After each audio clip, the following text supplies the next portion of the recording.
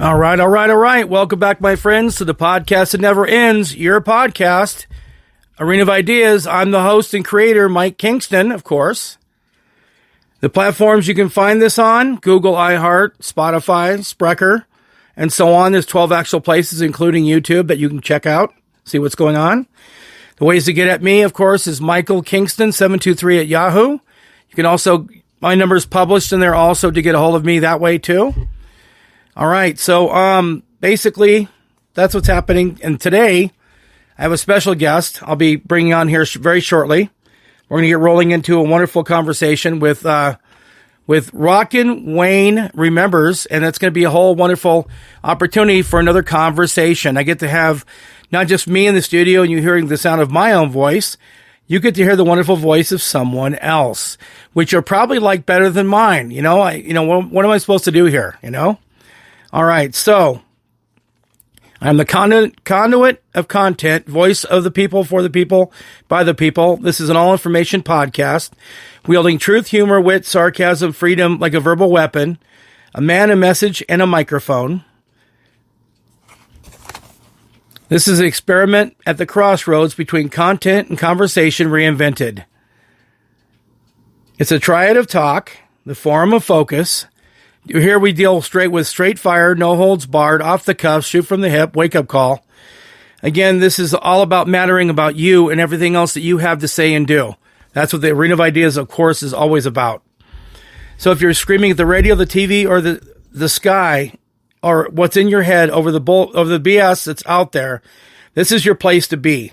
I'm just trying to live my best life here. And so basically, if you've got rants, raves, beeps, issues, and problems, and so on and so forth, as I've stated every single opening, that's what we've got. I'm going to get right to some bumper music. We're going to come back with Rockin Wayne Remembers. And let me tell you something. You're getting a great treat on this and all other versions of what a podcast is. Hey, this is just a way to get things out like print media, radio and TV and everything else before. This is it. This is the real deal. So when I come back from the Arena of Ideas podcast, episode 40, Rockin Wayne Remembers, we're going to hear from the man, not a myth. He is a legend, and we're going to be hearing from him right here.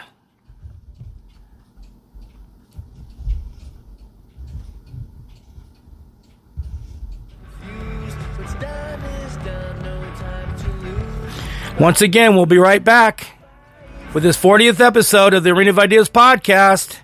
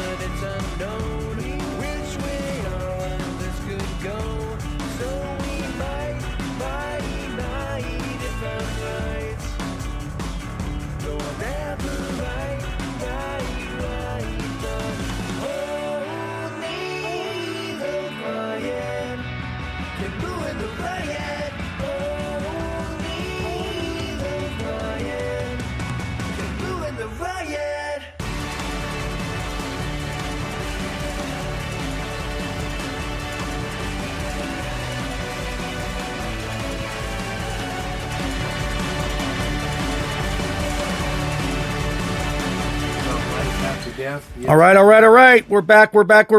Welcome back, my friends. All right. We're back with Rockin Wayne Remembers, and this is the man himself. So now listen up, listen good, listen everyone, because now it's the opportunity of a lifetime, especially in my world, Arena of Ideas podcast. Again, your host and creator, Mike Kingston. This is now Wayne. Good evening, everybody. I hope you're having a wonderful evening. I'm here to send back to tell you my story, what happened to me back in yesterday. I was talking to a feller, and he asked me, is there life after death? Yes, there's life after death. And he says, is there a God? I says, yes, there is a God. And he says, can you prove it? I says, yes, I can. Go back about in April 6, 1991. I was a high climber in the tree service. I was 200 feet when the limb broke. And the rope that I had tied onto the tree, it snapped, and I fought to grab the tree. The chainsaw hit me in the head and hit me on my face and everything and up my arm. But then again, I crashed down 200 feet. Then the paramedic I spoke with, he says I was so mangled up, my brains were hanging out with my head split open. About, I think, a 5 foot tall chain link fence post went clean through my chest and out the back. The chainsaw ripped my whole back about an inch deep, the doctor said. And they said I was dead for about maybe 15 solid minutes. 4 minutes later, your brain dies out on you. But where I was at, it was a unique place. It was a happiness. Well, everybody talks about a happiness. There's a happiness that's priceless. It's something that you can't explain to a person about being happy. And his mother of pearl fog. And I was I was looking about to the southeast. And I saw my family. I saw millions of people with their arms out. And I looked at them. And the Bible speaks of a bright yellowish gold light. You can't look at it, it hurts your eyes, and it does. It hurts for severe. And I hear this real low, deep voice. And he called my name. And he says, you have to go back and you have to carry a message. I go, well, who am I speaking with? He says, you know who I am. He says, think in the Bible about a low, sweet voice and Jesus Christ. He says, you deliver to people a message. You tell them that I'm alive, I am real, I'm here. All you have to do is call me. Call my name, talk to me. He says, you deliver that message to the people. Well, I promised I would. But I got on my knees, I begged to stay. I didn't want to leave my happiness. Well, not like a blink of a flash, I can remember just for a split second, I was on my side. And next thing I know, after 16 hours of surgery, I woke up in ICU in St. Mary's Hospital. And I just couldn't tell. There was cops standing there asking questions, doctors, nurses. I couldn't tell them nothing because 3/4 of memory was gone. And he said, your head was split wide open, your brains were hanging out, chain link fence post went clean through you, your spine is broke. And he says, you'll never walk again. But then again, I heard him over talking. I went and led through the night. But guess what, folks? I did. I lived to tell my story. I can tell you right now that he's living, breathing, and talking to me and talking to you presently right now. That's no lie. That's straight up. So whatever a doctor tells you, that they can recommend things, but the reality is the mind can overcome. I had 3 different fire departments 3 times a week for 3 months come to my mom's and visit me. And it took me, my mom and family had to carry me around, give me a bath, change my clothes, feed me, because my arms, I couldn't use them. I couldn't use my legs or nothing. And, every now and then, every so often, I'd be sitting up screaming with nightmares. These nightmares it's like your worst nightmare looking at you. And you can't really describe, but unless you go through it yourself. And I hope and pray to God that nobody does. Mike, it's such a pleasure to sit here and explain my experience to the people, let them know where I'm coming from. And it took me 8 years later to get my memory start coming back, remembering things. And after 2 years, I got off the couch on my own, started walking. And that doctor says, how are you walking? And I was, well, you're the doctor, you should know. I but look up and thank God for that. I thank him every day for my second chance in life. Correct. That's, this is the reason why this Arena of Ideas is an Arena of Ideas for all of us. And it's the human element and it's the personal stories and everything else that matters. And Wayne is just this amazing, incomparable person. I've known him for less than a year, but it doesn't matter. It feels like I've known him for like a lifetime. And we had this great conversation off mic and everything else. And I said, this is all podcast gold. This is an opportunity to get what he wants out there. And again, that's why we are here in this process known as the Arena of Ideas. It's a wonderful life now. I got all kinds of friends, and I talk to people on my phone, and they're just so amazed. They said, "You got your full memory back?" I says, "Yes, I do." And I'm able to walk and do things, and I praise God every day that I'm able to do that.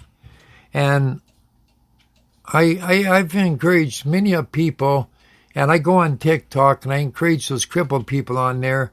You can do it. Don't give up. If I can do it, you can do it. I got faith in everybody.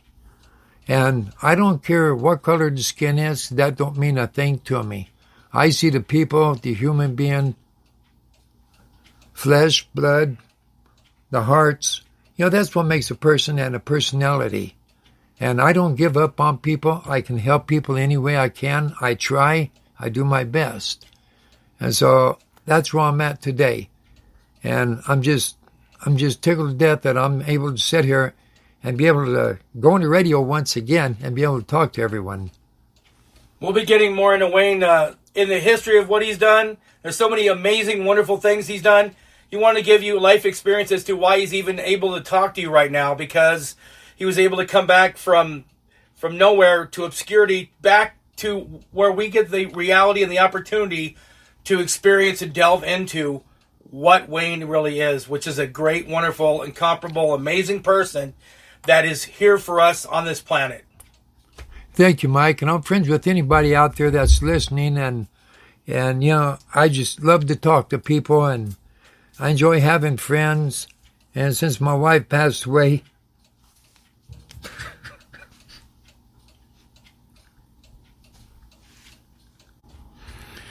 all right, guys. Well, that was a tough moment. And that's life in the big city, if you will. That's an old saying. Anyway, so what we're going to do is we're going to head to some more bumper music.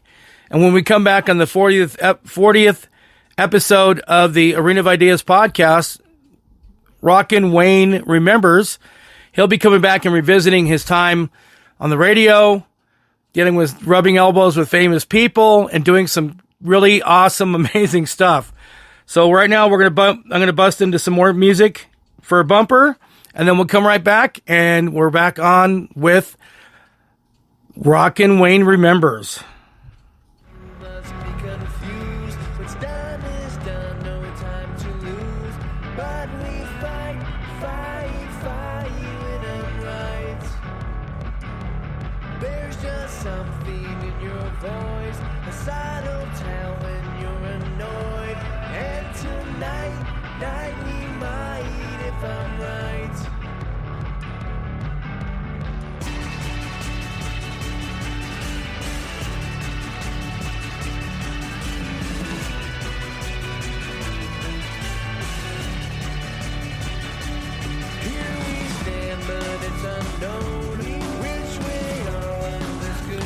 All right, everybody. Welcome back to the Arena of Ideas podcast, episode 40.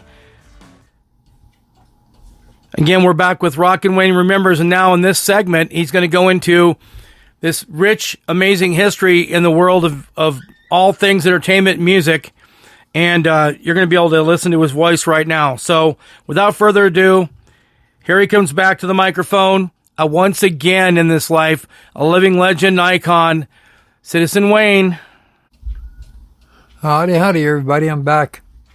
Welcome to Rockin' Robin and Rockin' Wayne. He was my best friend. We used to go out there and entertain people and jam all over the place and do a lot of comedy acts. And then we sat back in the 70s and with Wolfman Jack. Now, everybody loved him. Oh, he was quite a character.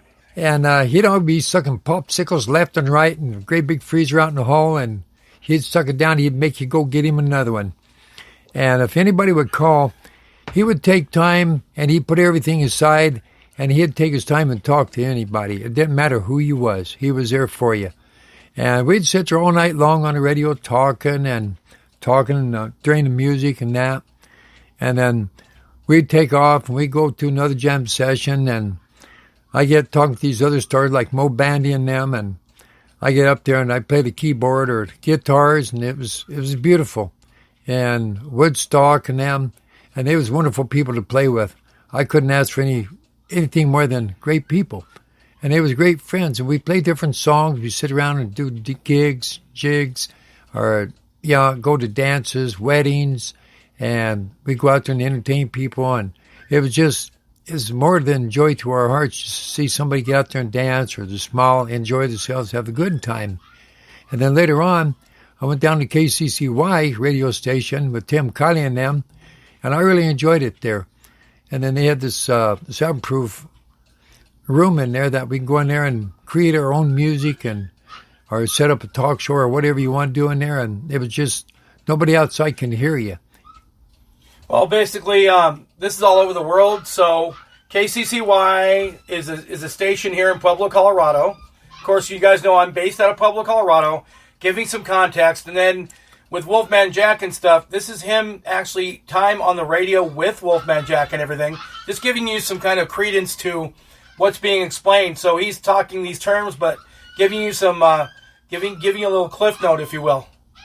Yeah, it was really enjoyable, and it was fun. We'd tell jokes all night, and sometimes he'd bring a little keyboard, and Robin would play that, and I grabbed the guitar, and we'd play during the night over the radio, and people would just enjoy it, and we'd had all kinds of phone calls you wouldn't believe, left and right, and how people's enjoying it. Then the people would ask us questions, and we'd talk with the people, and it was so fascinating.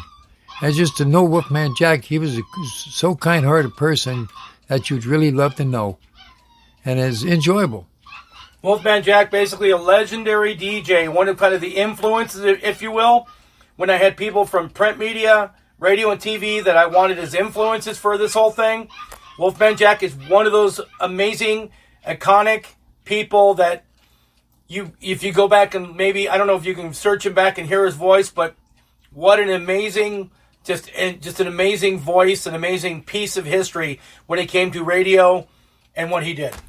Yeah, he brought radio alive, and they'd have car hops where it's just like these Sonics, but it's the olden days where the girls go out there and they come to the cars, bring you your hamburgers, and everybody get out there, and all the kids come up to all their hot rods, and we'd all kick back and talk out there and hear old Wolfman over the radio because everybody was jamming it, and they'd just crank it up. And he just get out there and he just crank it up, baby, crank it up, he says. And you can't help from laughing the way he said it because it was real funny. And yeah, kids come up to the radio station, and he'd show them the microphone and how he talked to people, and people call in, and it was just so fascinating. It's just like a little kid with a new toy. And he sat there, Robin one day as a joke, took a little fire engine to him, and he sat there for long as playing it. Robin says, hey, the record's over, it's record's over. And he says, oh, well, they can wait. And I'm having fun right now, woo, woo. And we just about die laughing, and everybody over the radio was listening to him. Then they was making calls and teasing him about it. And then later on, after he stayed here 5-6 years, then he went back to California. So I don't have any idea if he's still on the radio or not, But it was a memory that, it's locked between the pages of your mind. And if anybody out there was back in them days in the 70s and listened to KDZA, you'll see what kind of a person the man really was. Amazing. That, you know what? He had an illustrious career over spanning decades of time. But it was that iconic voice that he had. Almost like, well, his name was Wolfman Jack. So if you could picture a wolf and music and radio and you put all those things together, I think you had Wolfman Jack. Well, when you combine that, you take and one girl asked asked one day, and she says, "Is that your real voice?" He says, "It sure is." And I verified it was his real voice. And he had a kind of like a R as he talked. He combined that with a voice, and well, just like that, but a little bit deeper. Right. But it was funny listening to him talk at times. And then he'd howl like a wolf. And so this one boy, he called Wolfman Jack, and he says, "I need a special favor." And he says, "Well, my friend, what can I do for you?" He says, "I'll give you any kind of favor you want. What do you want?" He says, "Well, there's this girl that was driving this 57. It's a T-Bird." And he says, 57 T-Bird. "What color is it?" He says, "It's a white one." He says, "Well, what would you want me to do?" "Well, please go over to the radio and ask her to call me."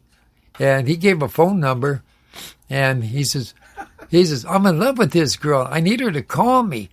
And so he says, "Okay." So he calls this girl right away, and then at the same time, he didn't turn the microphone off. He was still talking to this girl on the phone, and she was saying, "Oh, yeah, I'll call him. And everybody says, "Hey, Wolfman, you forgot to turn your microphone off." He says, "That's right. Let everybody hear it." He says, "It's open." It's open mic night for Wolfman Jack. Yes. Amazing.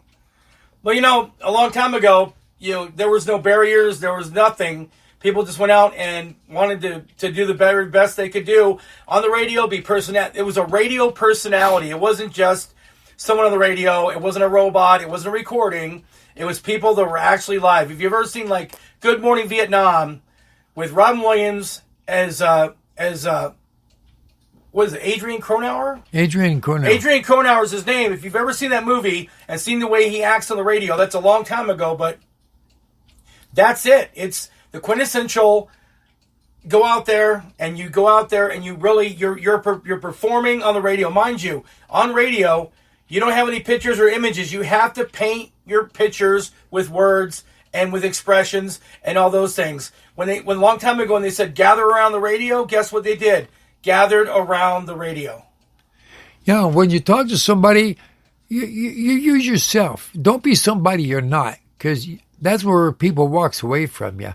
And if you want friends, just be yourself and come out there and say, "Hey, I am me. I'm nothing other but me. And I ain't going to change for nobody. And I got the goodness, the kindness in my heart. I'm right here for you." And, you present yourself. It don't matter how you dress or what you look like. That don't mean a thing about it. If a person likes you, they'll like you exactly for who you are. And that's what I love about people, and that's what I look at, the heart and the personality. And it makes a person. And I don't know how many times I listen to Wolfman Jack telling people that. And he says, if you want to be a person, be yourself. And he says, that's the only thing that counts, and you can't ask for anything more. And we just, all night, for off and on, for all the 6 years he was here. And I drove him to the airport that day, and he got on the plane, and he says, "Give my love to everybody, and tell them that one day I shall return." Says, "And every time when you hear a wolf, just always remember, that's Wolfman Jack calling your name and saying, 'Hey, how are you doing?'" And he says, "Hey, world, don't you give up on me, because I'm here." And it is so beautiful the way he said it. And then I watched him fly away. Then I came back home and went back to work. Wow, that's a wow moment. I mean, that's a very tearful thought. I mean, imagine if we were there at that moment with Wayne, and we were sitting there, and like if it's your biggest, if it's your biggest crush or biggest icon or biggest person you've grown up to love and admire your entire life, and you have time to spend with them, and then they're going away, and now you're going to watch this walk away. That's a heavy moment. Oh, it was heavy. No, it was heavy on the heart. That's heavy. Because Wolfman Jack became family to me. He's like a big brother, and someone that you can take your hat off to, take your shirt off, and say, "Hey, here, that's I look up to you. I think the world of you. I love you. You're like a brother to me." And he just it was hard to see a grown man cry. But, he hugged me with tears of joy, though. And he says, one day I will give up. He said, don't give up on me. I was, Wolfman, I will never give up on you. You've been the best friend I ever had. Yeah. And it's beautiful to keep your memories. And I've got terrific, wonderful memories of it. And then we all used to drag Main Street. Oh, yeah, until the police run us out of there.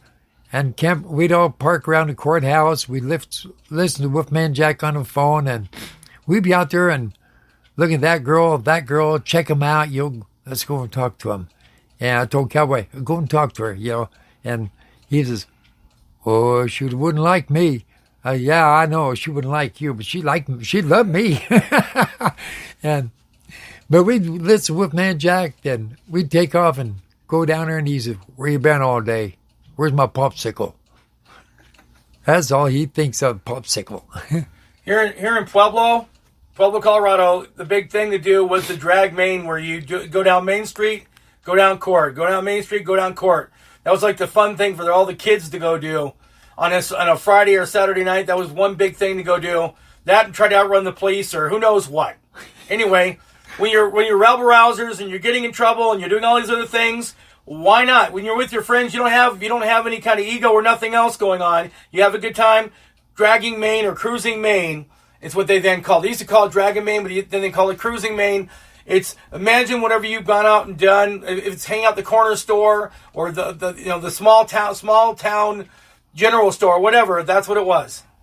Yeah, and what's so funny as hell is we really laugh our heads off, and because here everybody there was Jiminy Cricks must have been about 50 cars lined up in all three lanes going down Main Street all the way from First, and we'd be sitting there and everybody had had the radios just blasting as loud as they can get them, and the cops would pull you over, and you're out there shaking their finger at you. So one more time I hear that radio blast, and I'll give you a fine.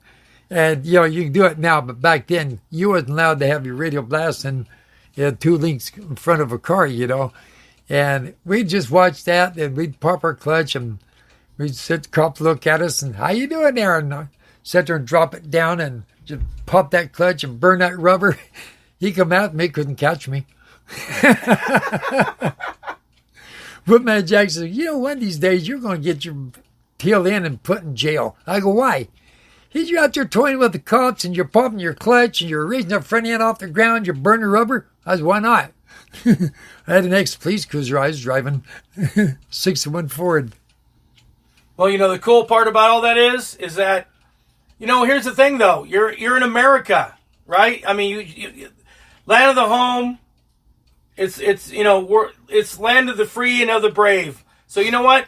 When you're a kid and all these other things are going on, what are you going to do? You're going to go out and have a good time. That's it. You got to blow off some steam. Got to do something. Oh yeah. We was having a good old time here. We see a car had few girls in there, and I told Mike, I said, "Hey, you see that?" He said, "You ain't going to do what you think you're going to do." Why not? They gave it the gas, and I popped the clutch, and I just rode that car on a wheelie about 5 blocks, and I saw a bunch of red lights behind me, and I said, well, time to cut off. We go back down, park in a parking lot at the bank, and turn the lights off real quick, and we're watching these cops run up down Main Street in Court, trying to find my car. They couldn't find it, because I was hid over there. And I run in there, and Wolfman Jack says, you got a bunch of cops looking for you. They ain't going to find me. What was that song by the Beach Boys, Little Deuce Coupe? I think something like that was a brewing. There's another song by Foreigner called Rev on the Red Line, and that's another song that talks about speeding off and having good times and doing all this crazy stuff like what Wayne's talking about. Anyway. I had that 409 under the hood and the 4 on the floor, and I had that motor downshifted and high set on the plates and that, so I can get a good spark when I kick it, and that's why the cops couldn't catch me. Well, now you can't get away with it. Radars that track you. Yeah, technology now, you're not going to be doing that. You're not going to be able to go do like what Wayne's talking about, but yeah. Nope. My truck can do that, but I don't want to tear my truck up. Yeah, I just look back. It's all them good times, and with all the rock and roll people I know, and Rockin' Robin and the other rock and rollers. It's just a pleasure to being out there and going with all these bands and jamming with them. And I jammed my whole life since I was 7 years old, and I still jam. And I love my music. I jam my 5 keyboards, 2 organs, both my guitars. My buddies, they come over and we have a grand old time. We kick back jamming and think about the olden days. So we'll reach in our brains and we'll pick our brains out to a T to bring back some old rock and roll. I mean, that was a foot kicker that everybody would really jump up and down and dance to. And we would get down and we'd start jamming that away, and it was just the beautifulest music you ever heard. Amazing.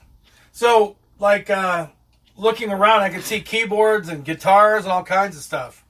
So what's your favorite? All of them. All of them. And I just got done writing this song I call Forever Bonded, and I'm hoping to get it out on CD. And when I do, is on the front of it's going to say Rockin' Wayne, Forever Bonded. And I thought about the wars, peoples that lost their lives, and the homes, everything they own. The people that goes out, they try to help you, save your life, and they lost their lives, and the tornadoes, the floods, the burn scars. I combined it all of that together, and I wrote the song. So pretty soon, I'm hoping to have it out on CD. And if you ever see Forever Bonded, go ahead and get it, because you're going to really love that song. It's enjoyable.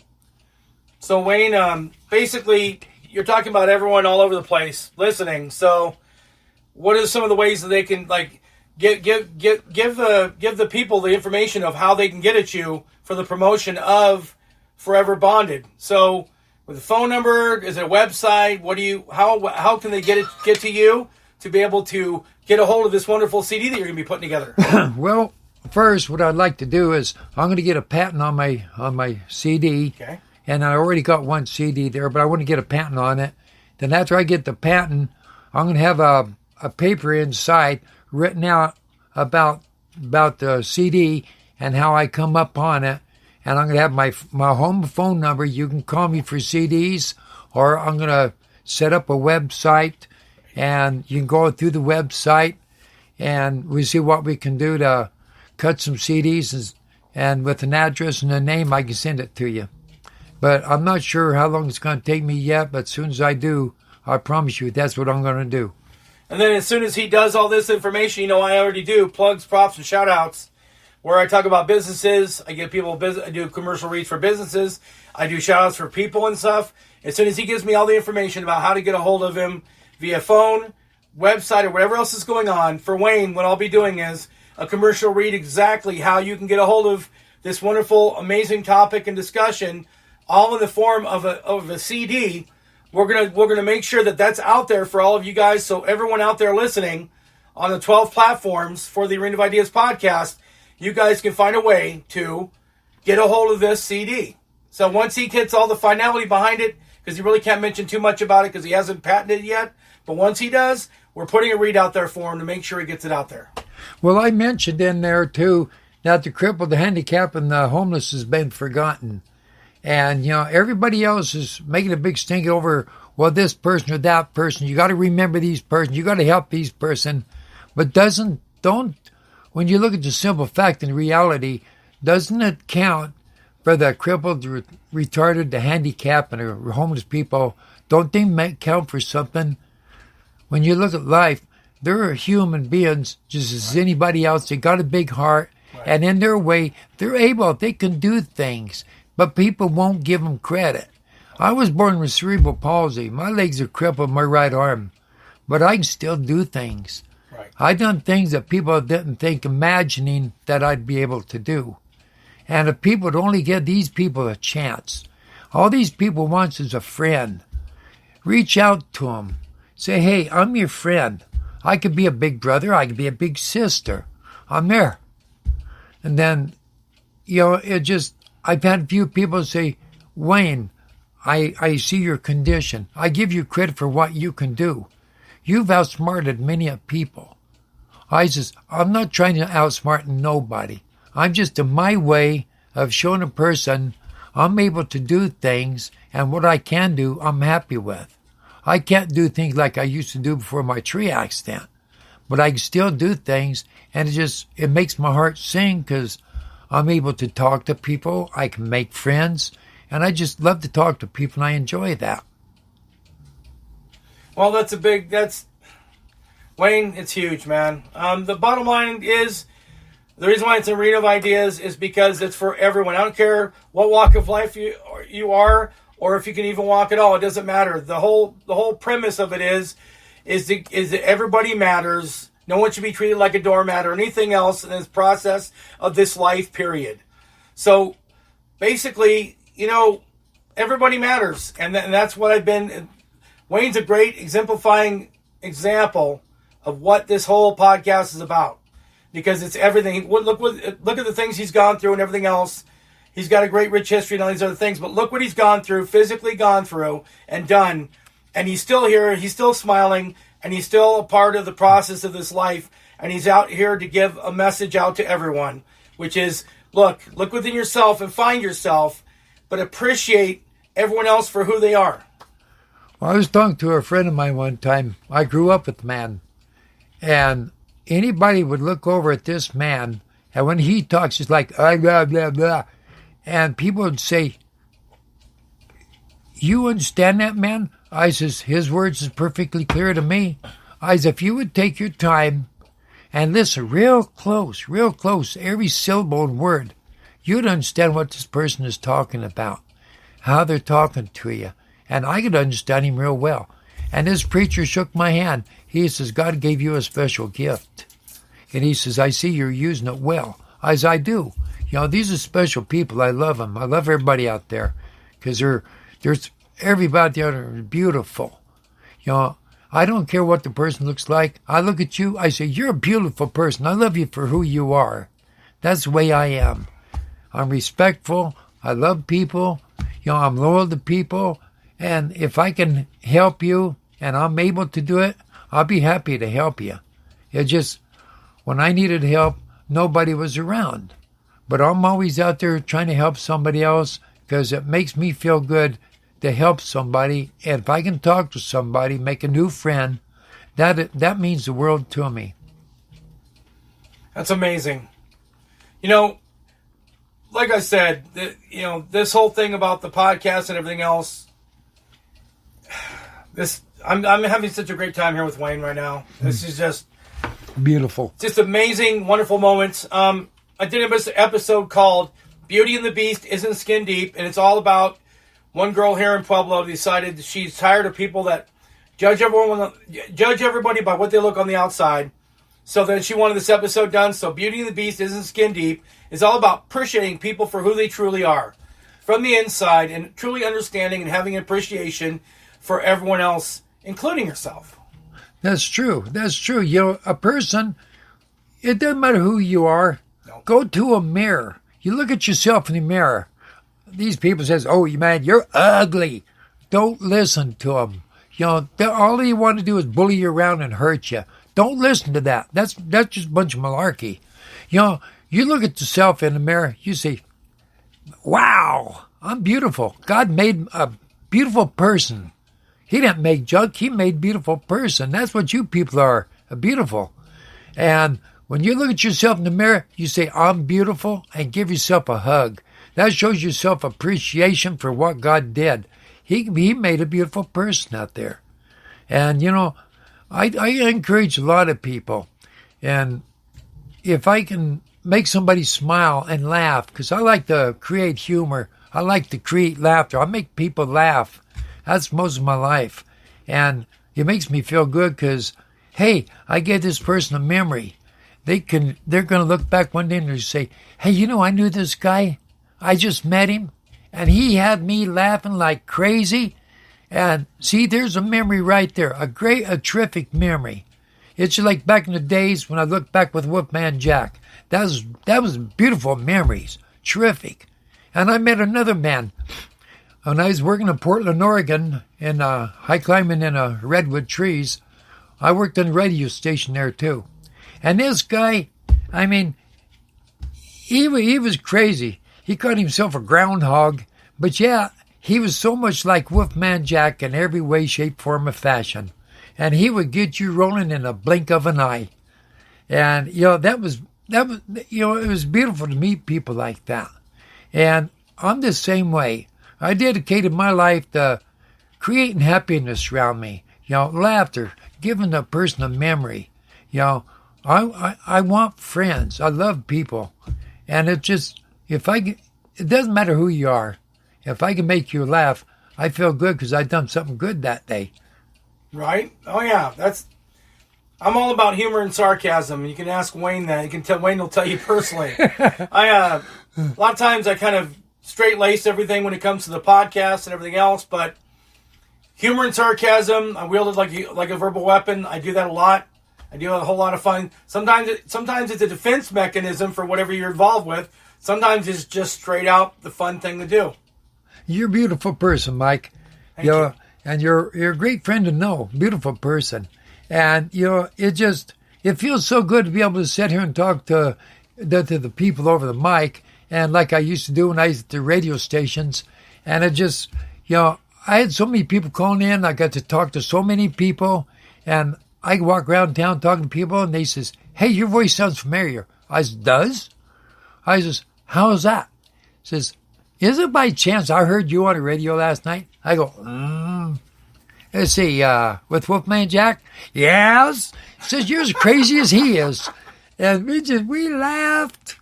Oh, it was beautiful memories. So, see, there's another memory that is to be cherished. Cherish all your memories and your friends. Because friendship only comes once a time. Once when you make your friend, reach out to that goal and you hang on to that friend.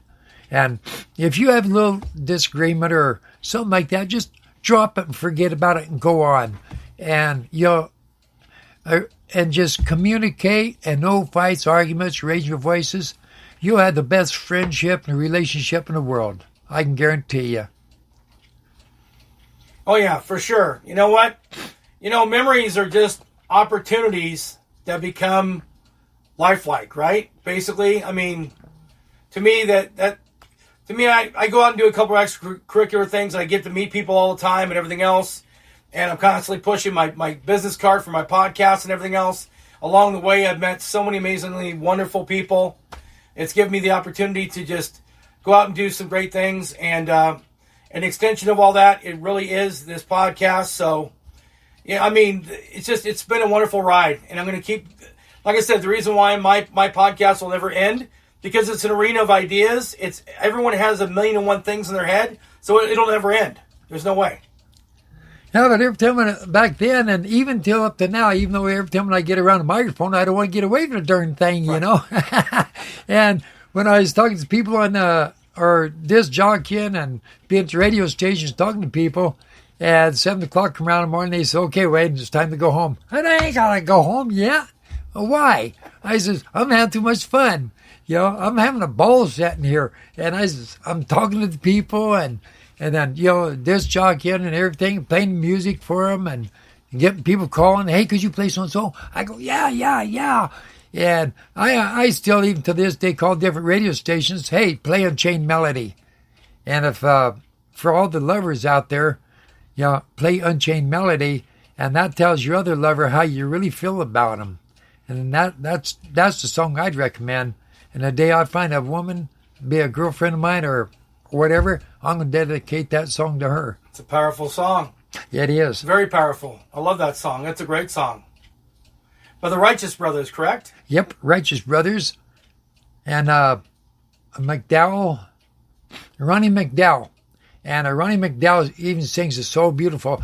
Ronnie McDowell, he stood in front of a mirror when he was a little boy, and he kept going on, and he can take his voice, and you can't tell him from Elvis Presley, no way, shape, form, or fashion, to a T. And he says one day, he said, Wayne, Elvis Presley was my idol. He says, I can sing like him, and he plays the guitar like him. And I says, Ronnie, can you play the piano? He says, sure can. So we went over to his house, and he had a big grand and another tabletop. I got on one, he got the other, and we dueled it out. We do just like one of those Liberace would. And, that was so fun. And then he'd take me around and, well, let's go see so-and-so. Let's go here and go there. I'm looking at all these houses like, holy smokes, fancy. And these millionaires' mansions. You walk in that place and you're scared to touch anything. A little square, little coffee table, maybe about 2 feet square and 2 feet tall. You look at that thing and says, hey, that's a nice little table. Yeah, I paid $2,000 for that. Say, what? $2,000? You kidding? Nope. So you look at all that stuff, you're like, And Ronnie says, I got a gig to do tonight. Says, you want to play the keyboard or you want to play the guitar? Oh, well, I'll play the guitar. He says, come on. So from 7 o'clock, 2 o'clock morning, I played the guitar and he sat over there and we just had such fun all night long. That's amazing. And then this is $2,000 like a long time ago. This is not $2,000 today. This is $2,000 when actually the intrinsic value of $2,000 was actually $2,000. Oh, yeah. Back then, and you look at it now, it'd be up to about, probably more than about $9,000 or better. Yeah, at least. Oh, yeah. I know many people like that. And, a lot of people back, even when I was doing tree work, and I'd be taking breaks, and I spot a piano, and I said, who plays the piano? And, well, my wife, she plays the piano. You play? And I go, oh, yeah. Says, what do you play? Well, you might not like it, but I play rock and roll. He says, see that piano? I go, of course, I'm looking right at it. He's rock and roll it. So I'd rock and roll the floor. Him and his wife, I mean, they was in their 80s. And they would dance like if they're just teenagers. Back in the days when they were doing a bop dancing and jumping up and down and swinging the girls around. And, and it just, I'm like so amazed to sit there and play and watch them dance. It was so beautiful. That's amazing. Holy cow. And then the next time we get together or whatever, we can, if you've already got it patented and everything else, we can try and also play your CD you're talking about doing promoting and everything else too.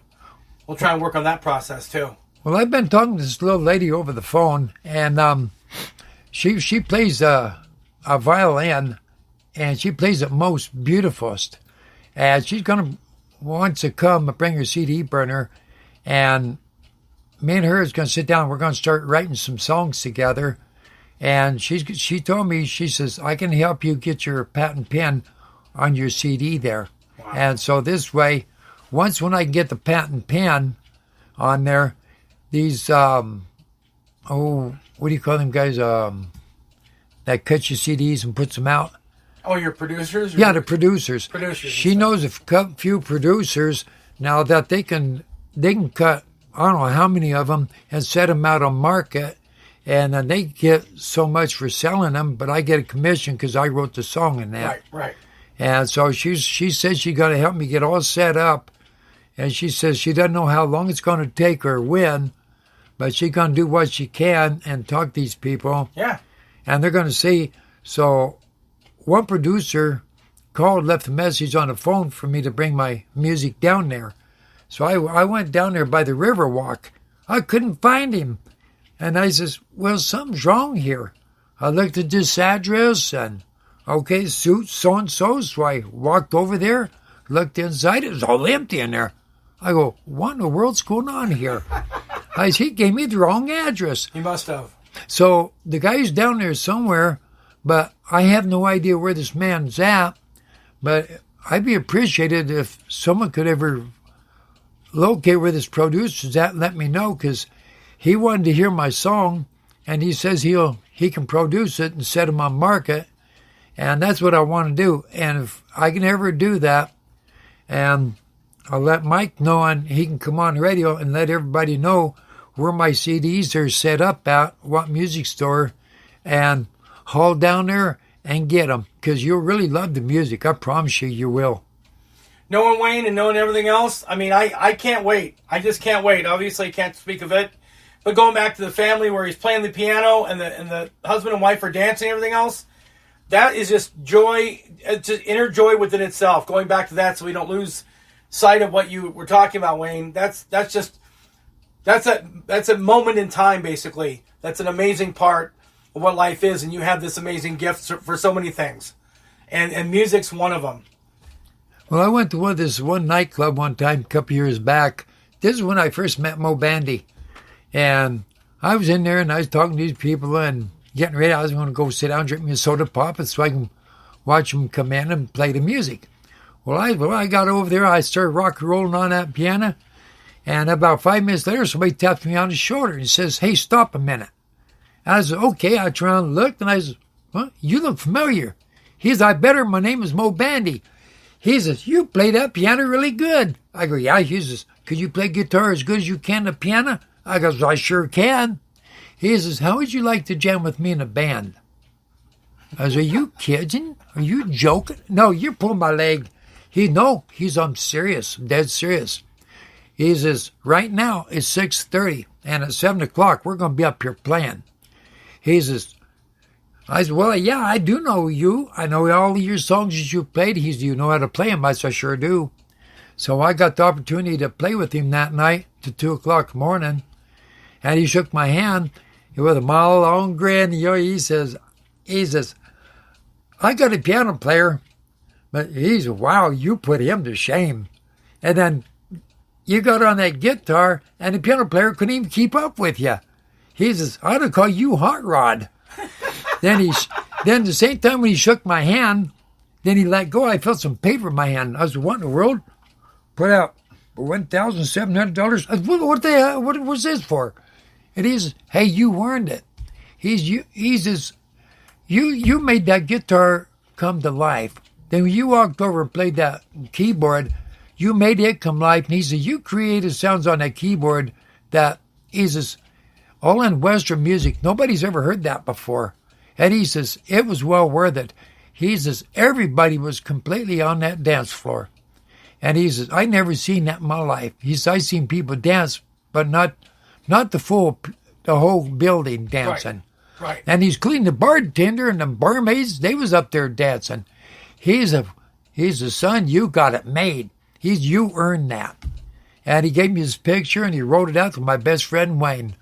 And I thought, wow, that was so amazing. Oh, he's amazing. Mo Bandy, I don't know much about him in the history of Mo Bandy. I don't know him, but you know what? It's called look it up, do some research, and learn. Oh, yeah, Mo Bandy introduced me to other Western singers, and they says, "Well, you're Rockin' Wayne, are you?" "Yep." And he says, "You don't look like a Rockin' Wayne. Now, your name is Wayne. Which way do you rock?" I said, "Which way do you want me to rock?" And I says, "Well, there's plenty of rocks outside. Now I can go out there and tumble them or juggle them." And he says, "Tell you what, Mo Bandy put a great word in for you. He's tomorrow night. He says, I need a guy playing the guitar because the guy that plays guitar is sick." I says, "Sure, I'll play." I says, "What music you jamming?" "Rock and roll." I says, "Let's go." I says, "Man, I'm into rock and roll." Yeah. Oh, well, it was so Rockin' fun. Wayne. I mean, it's only in your name, Wayne.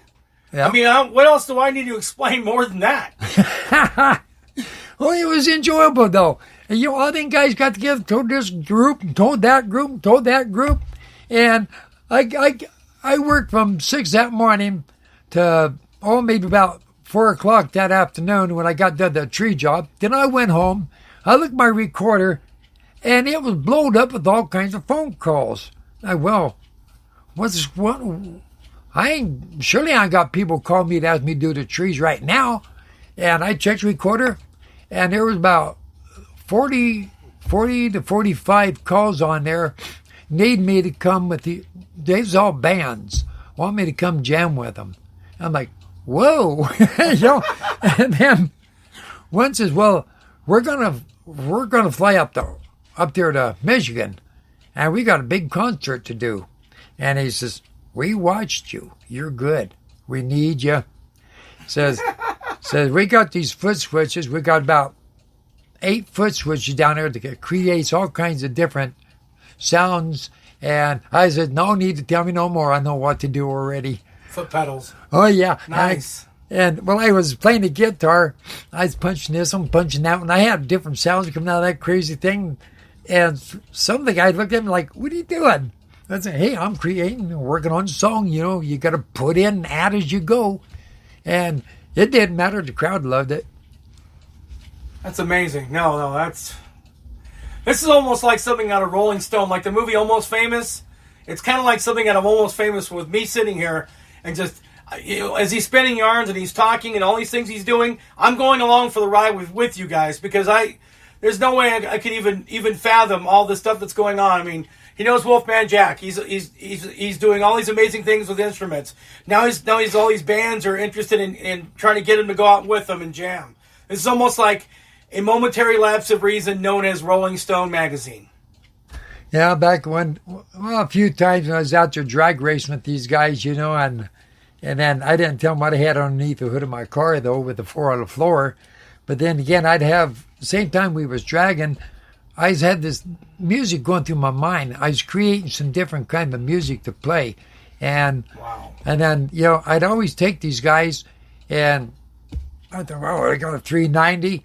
But I had that motor souped and hopped and you know, and everything to it. But then when I got home, I set down the keyboard and I'd pick it out. Then I start playing it. I'm like, all right, I'm onto something here. Then I introduced, I had some other friends.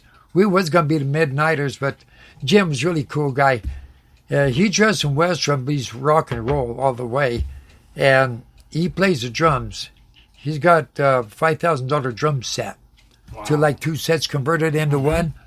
And it's like a double set. It's like a double set of drums. Right. And amazing. Jim was he was an awesome person.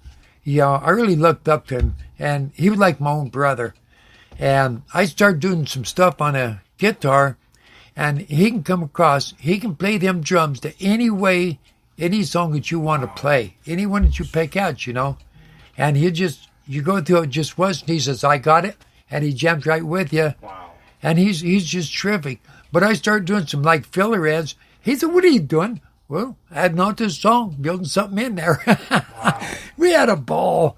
And wow. I miss all them days. I miss all the guys I jammed with. And, you know, just, they were just wonderful people to know. And, you know, just create music is given, then again, is a memory. There comes your memory. And you look back, years back, you say, you know, I knew this guy, he can tell jokes, or he was on the radio, or he was a street drummer, or it doesn't matter what. And he played music, and he says he can tell his grandkids, you know, explain it to them, and well, you know, it's like this, you know, this guy was about this tall, or, you know, he was husky or whatever. And it was a memory he had, a good memory. And I love to leave people with good memories. That's amazing. You know, it's just been mind-numbing. It's like I'm just kind of sitting here and we're having a conversation, but I'm just kind of like in this time machine, and we're going along, and I'm just on the passenger on this trip, and it's kind of going through the whole process of it. But also, like I said, to the optics of this podcast, which is kind of an oxymoronic statement because it's you know, it's an audio, so how can you see, but yet you can still be a visionary. So anyway, that's what's happening is like when he's giving these stories out and everything else, this is just highlights of what he's done in his life for Wayne. So I guess you can see why it's Rockin' Wayne Remembers, right? You guys can actually see that. Again, more oxymoronic, because can you see it? No. All we can do is paint words. That's it. Yes, and not only that, from everything that I told everybody out there today, to this evening, you know, and I gave everybody a memory, because they'll remember this for years to come. And they'll say, hey, you know, they're talking to their friends maybe 5 years from now and say, hey, you know, I heard this man over the radio, and this is 5 years ago, you know, and this is the experience. Maybe sometime, anybody out there, they could probably have somebody come up and says, oh, there ain't no God. And anybody out there can say, oh, yes, there is, because I met a man that talked to him personally. A man that was dead for 15 solid minutes. But still, I remember. Because my memory came back, I remembered everything, and it's like a dream. Then I don't know how many nights, my poor mother, she had to pull me out of nightmares over that.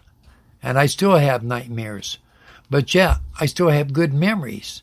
And the happiest time of my whole life is being up in that tree running a chainsaw. That meant more than anything in the world to be up there. And I really miss that. But it's okay. As long as I got somebody to talk to and things to do, and I got my keyboards, I go up there and I sit down and I can just jam away to all my rock and roll, then play Forever Bonded. And I just played Forever Bonded for a friend of mine the day before. And he says that's the most beautiful song he's ever heard. I go, well, thank you. But when I'm playing this song, I'm talking. I'm not singing, I'm talking. I don't sing. And I probably sound like a bullfrog, you know. But the music comes out good and I talk to it. And then the music is in the background. But, as like I said, the flag stood proud, even though it's been a beating on it and been torn up and bombshells went through it and sparks on it and half on fire. And it still stood proud. And the people of the United States and around the world stands proud too. Because, for one, you got a life, you're alive, you are real. No matter what nobody says, you're real. You're a human being with flesh and blood. And that's what I look at. Well, that's awesome. Basically, in every one of my episodes, it's an awareness exercise. It's a way in which that whatever the topic of discussion is, it happens to be, it's important that if one person or an entire nation of people all listen and you've saved at least a life, you've made a realization to what's going on, and someone else can make someone else's life that much better, I've done my job, and whoever else is with me on here has done their job too. And then that's what really matters when it comes to the full realm of everything. So yeah, listening to this, understanding what Wayne has gone through, Rockin' Wayne has gone through, from a life experience of almost, never actually coming back. We would have never met. We would never even have this moment in time to do this. On through to everything else that he has, his life experience just speaks volumes for the importance of what's going on here and what's going on forever. Yeah, it's beautiful, that I go out there and I try to encourage people and give them the strength, the hope, the knowledge, of what I went through, so they can understand where I come from, to help them to where they can live a better life too, though. And be safe when you're doing something and very careful of what you're doing.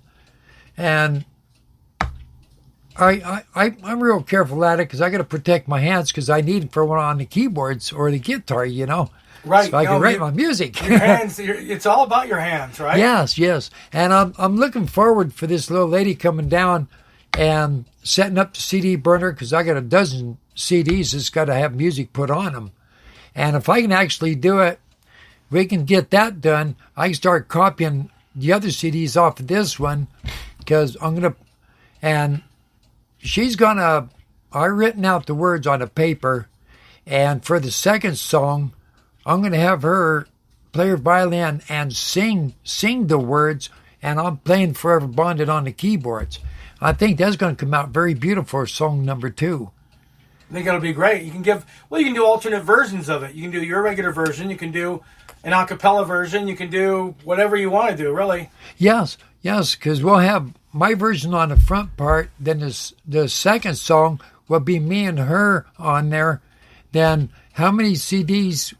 I mean, a trillion of them. And I first of all, what I want to do is if we can cut all these CDs here, I want to send them to every radio station that's in the States here, because I want everybody out there to listen to them, because it's, for the people that, all these tragedies around the world, what happened to them, and, it's for the strength and the hope for them, for you had the strength to pull them through, to help these people. And I want them people to know there is somebody out there in this world that cares about them enough to write a song for them. That's why I written Forever Bonded, is for all of you people out there. That's why I written it. Amazing. Wow. It's just mind-blown stuff here. Basically why I do this podcast and everything else is really exemplified into one song, because that's like I said, I got tired of people complaining all the time and all these other things. Everybody would say, I have these problems, I have this, and this, but no one ever wanted to resolve it with anything. So who's ever served, who's ever been a first responder, whoever's done anything for this country at all, it's a way in which for Rockin' Wayne to get his message out there.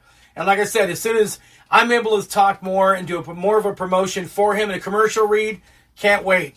I mean, it's a great moment in time. And like I said, this is the juxtaposition when it comes to everything. And what matters most, it matters to him, it matters to you, it matters to all of us here on the Arena of Ideas podcast.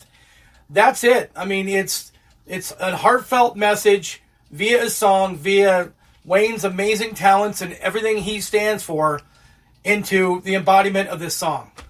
It's amazing. It's beautiful. It brings joy to my heart. To have all the listeners out there just sit back and listen to us and just enjoy this. But see, at the same time, they're learning something. Because, I live to tell my story. And I told my story. I written 6 pages. I tightened it out. I had a tall Spanish guy, who's a paramedic at fire department. And 4 years ago, because my spine is snapped and I collapsed out in the driveway. And he says, I remember you. I know you. And I go, well, from where? Well, how do you know me? He says, seemed like somewhere back in 91, you had a tree accident. Then I got talking to him. He remembered me. That's amazing. So he's the man that inspired me to write my story. And so I written my story. I live to tell my story. So I written it out. That's what I put in there. And I'm very proud of every word that I had written. And the same with my writings. I use myself to do all my writings, and for everything I went through, the tragedies or whatever, the sadness, the hope, the happiness, the gladness, the love, and being by myself, I combined everything together. And with the writings, it's just like on here, I was inspired to do it. Wow. That's just, it's just, I'm like I said, I'm going for the ride with you guys in this whole thing. So Wayne's talking, I'm listening. Then he's giving me a chance to respond back to him. And I'm still just giddy, like a 16-year-old at a sleepover, just sitting here, getting into this whole thing with him and with you guys. And you guys are actually going to hear the audio of this, but I'm actually right here, and I'm getting into this whole story and everything right here in this moment. I mean, I'm right here. I'm having opportunity to go along for this ride, and it's just wow. So, no, it's just like I said, if any one person can change anyone's life or anything else that can go for the right for anyone, or anyone can see that I have this horrible things I'm dealing with, but guess what? My life isn't so bad. Other things are worse. We got this gives me some hope and gives me an opportunity to know that there's something else better out there. Mike, we're like little kids in a candy store. Even little kids with a new toy, Oh, wow, look at this. Oh, there's their plate here, and we're like little kids doing all this, right. And it just, it brings tears to my eyes because, I'm able to come back on sit on this microphone and talk to all the listeners out there like I used to do at the KCCY or KDZA and all these other radio stations, and just to know that the people's listening to my story, and I can sit here and I can talk freely. I can talk to you. I can explain things to you, and it was beautiful, and to tell a story, and it just there's a happiness in my heart that I can't. Well, there's not enough room on paper to write, or not enough words to say to express the happiness a person can feel in their heart for other people and the listeners. You know what? That's no. This is exactly. I've been pining for people to come on and people to have conversations with me on this podcast, because again, it's one thing for me to have discussions about like the next episode coming up is on electric vehicle euphoria, gangrene energy, and it's all about there's good things out there and there's bad things, but then this is now the third person, the third opportunity I've had to have a conversation with someone, to actually talk to someone, and whatever they want to talk about, guess what? That's why this is an open venue, an open arena, and that's why I have the podcast. But this has just been splendid. You know, the talk show, you know what it really reminds me of is Dr. Phil. I love that guy. You know, he tries to help people, him and his wife. They go out of the way helping people. They do. And I have watched guys cuss that man out and call him filthy names. And I'm like, I'm sitting there cussing the TV out. I want to take my boot off and throw it at the TV. Why, that SOB, he can't be doing that to Dr. Phil. That man is trying to help this guy. He goes out of his way, or he pays. I mean, you know, it costs you money you wouldn't believe that you couldn't afford to go and to get some treatments at an alcohol place or a drug place treatment or something, you know, or even anger management. And Dr. Phil was out there helping these people, and they're just taken and just rude and crude. And then on a lot of these talk shows, people comes on there, then we're all, and you're like, hey, you know, why don't you chill down and explain the theory and talk? This is what a talk show is about. You don't get upset. You don't raise your voice or start complaining about this and about that. It's like no mother hen, no goose, or no woman there, cackling her head off, you know, and talk about people, you know. Unless you're Jerry Springer, the Jerry Springer show, it was all about the drama. Oh, boy, I say it was. And I don't understand how that man can sit there and listen to him screaming and yell. Lord. I'm like, if I was there, I'd put some gauze in their mouth and put duct tape across their trap. You know, say, hey, now, can you talk? Can you talk? And that's what it's all about, you know, and that's what's so loving about it, you know. You know, all of you people out there just loving people just to sit back and listen to us tonight, you know, it just brings joy to my heart from your heart. And I love you for that, and thank you so much for listening. And it's just a beautiful night, you know, enjoyable. Oh yeah, it's been enjoyable. I mean, it could be, you know, 20 below. It's like the rodeo song.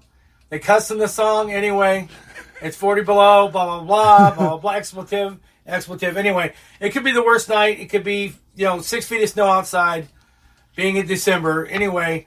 But it's still the greatest of opportunity and the greatest night because we have the opportunity to come together, and you have a chance to spill the beans, if you will, so to speak, and what you've gone through and everything else.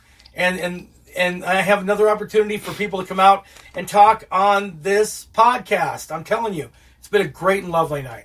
Yeah, it's so beautiful. It's like when I played the guitar or the keyboard, you know, or any instrument, I played a lot of happy songs. I want people to be happy. You know, if I see somebody that don't have a smile, hey, I'll walk over and I'll be happy, more than happy with my heart, give you a smile.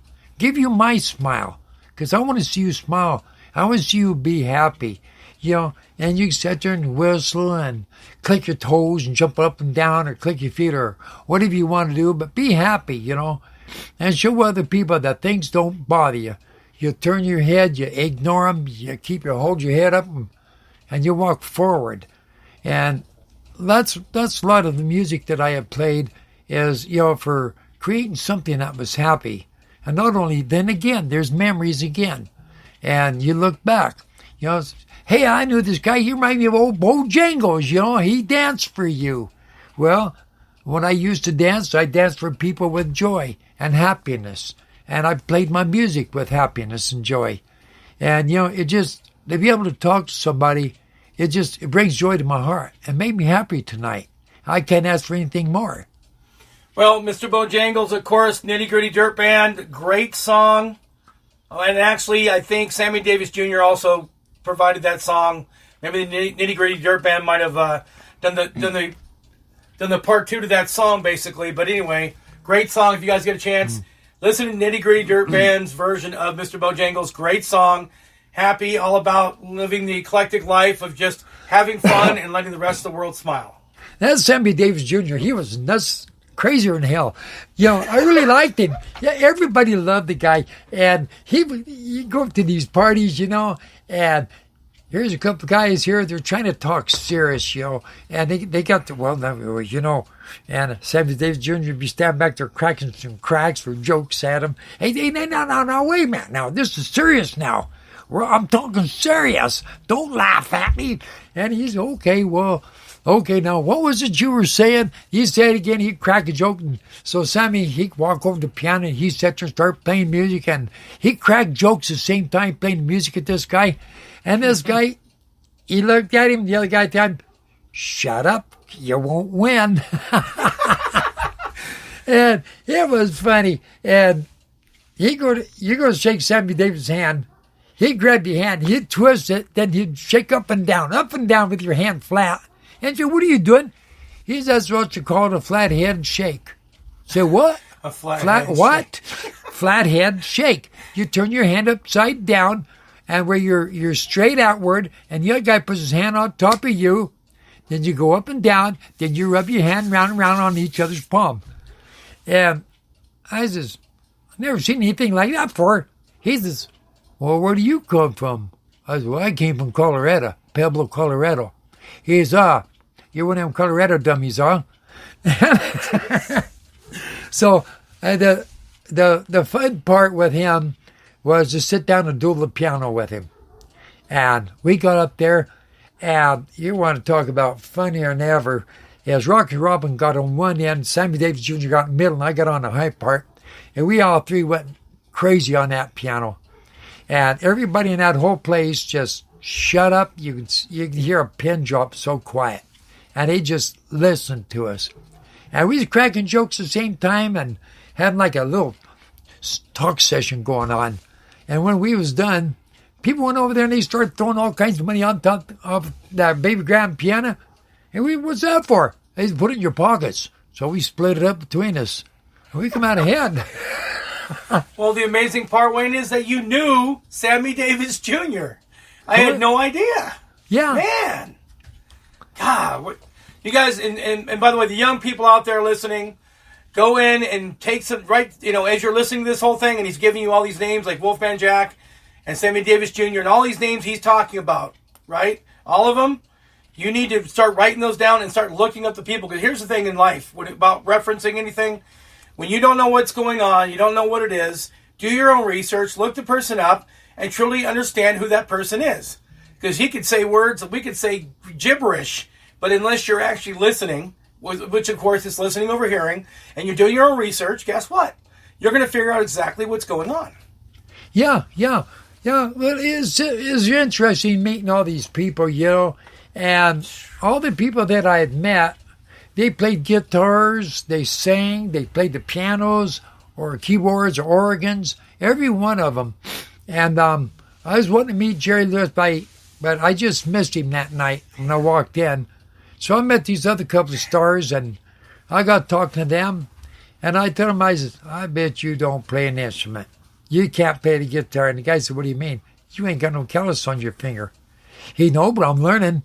I play the piano. And so I got a chance to meet a lot of the stars and jam with them, and it was beautiful.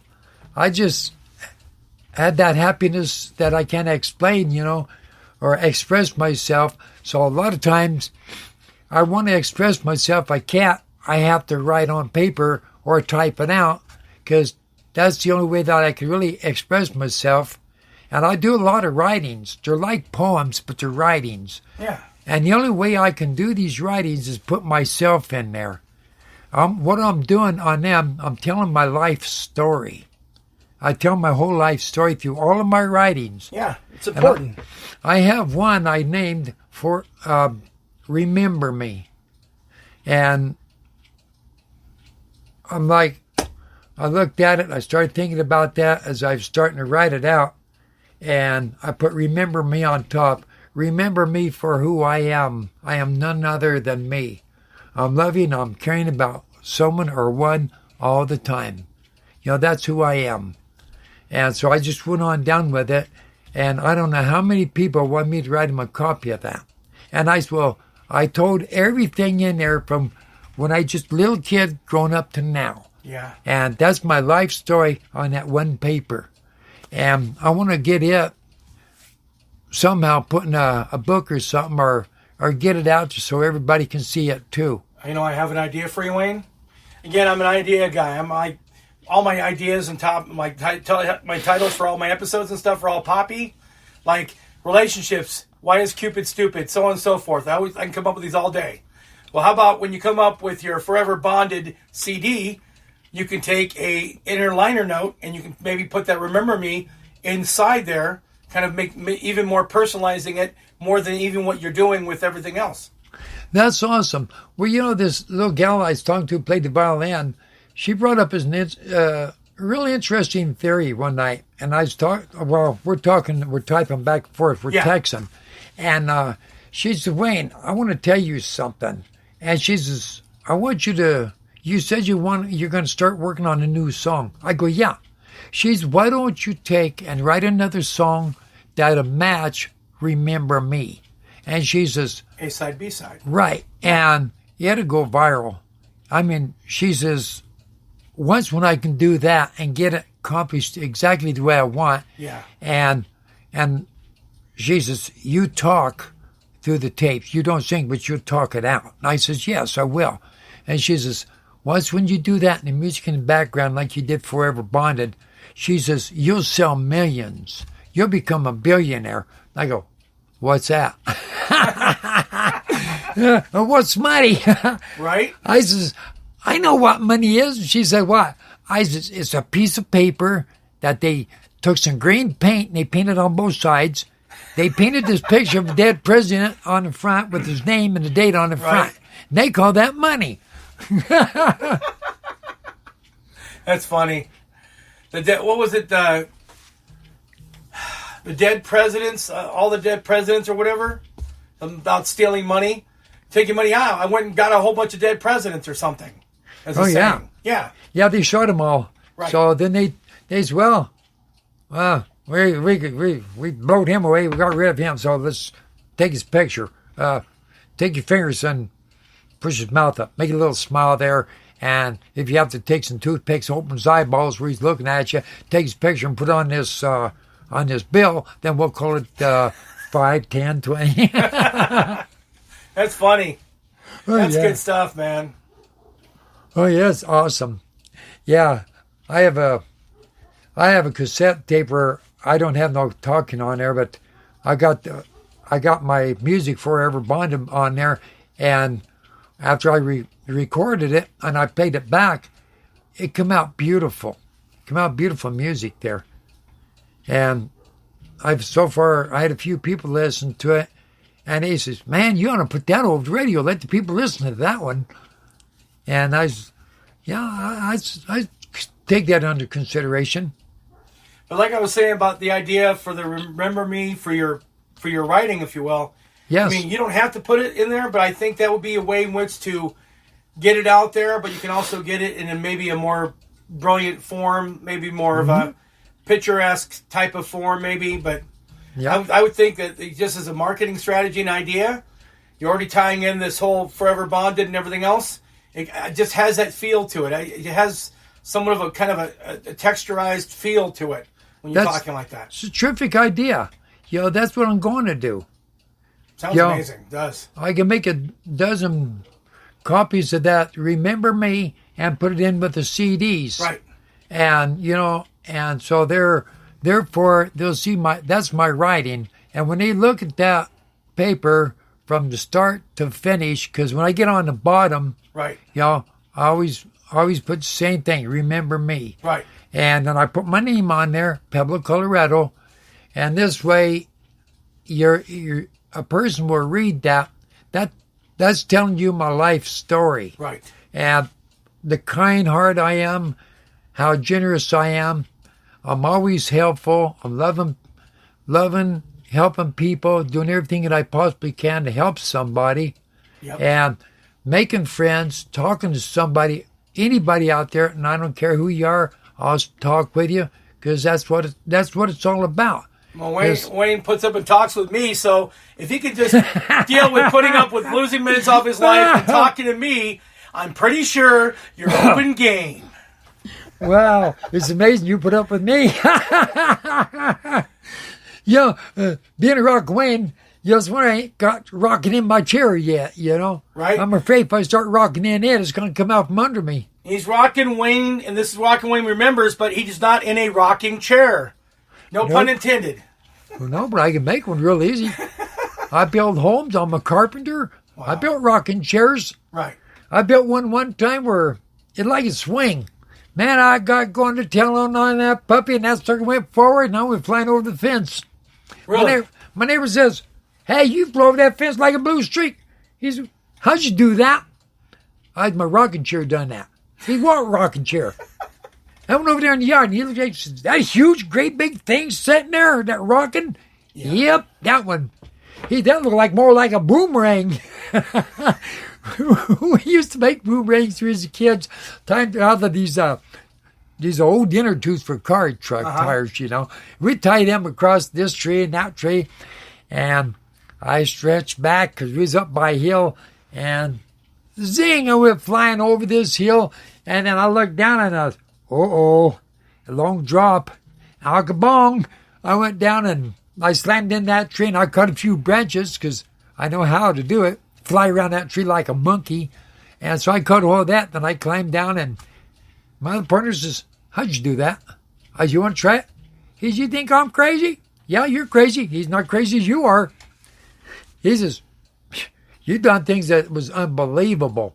And he says, "You're still alive." Of course. I'm a cat with more than 9 lives. I would have to say at least a good baker's dozen of lives.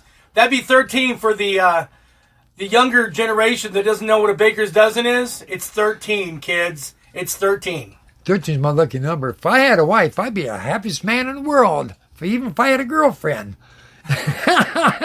Well, Wayne, after this podcast episode number 40, Rockin' Wayne Remembers, maybe so. They might, need to know more information about you, how to get a hold of you from your Forever Bonded CD to everything else. There might be more involved. And like I said, back to his promotion, we're definitely going to do a commercial read for him as soon as we have all the details and we're allowed to give out that information legally.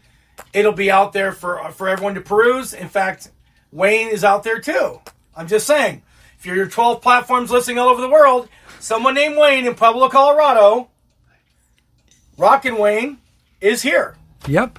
Yeah, because when I get him out, it's going to bring joy to my heart just to have somebody play that song and hear it. And I'm going to send the CDs to all the radio stations in Pueblo, Colorado, here where we live. And I want them to play it, and then the listeners out there could really enjoy it. Then they're going to hear that, and they're going to say, "Wow, where can I get that song at?" They might even call the radio station, and they say, "Well, you go down to this so-and-so, and they sell records, tapes, or CDs, and you go down there. He's got a lot of them set up down there. And a dime against a dog biscuit, people buy them left and right.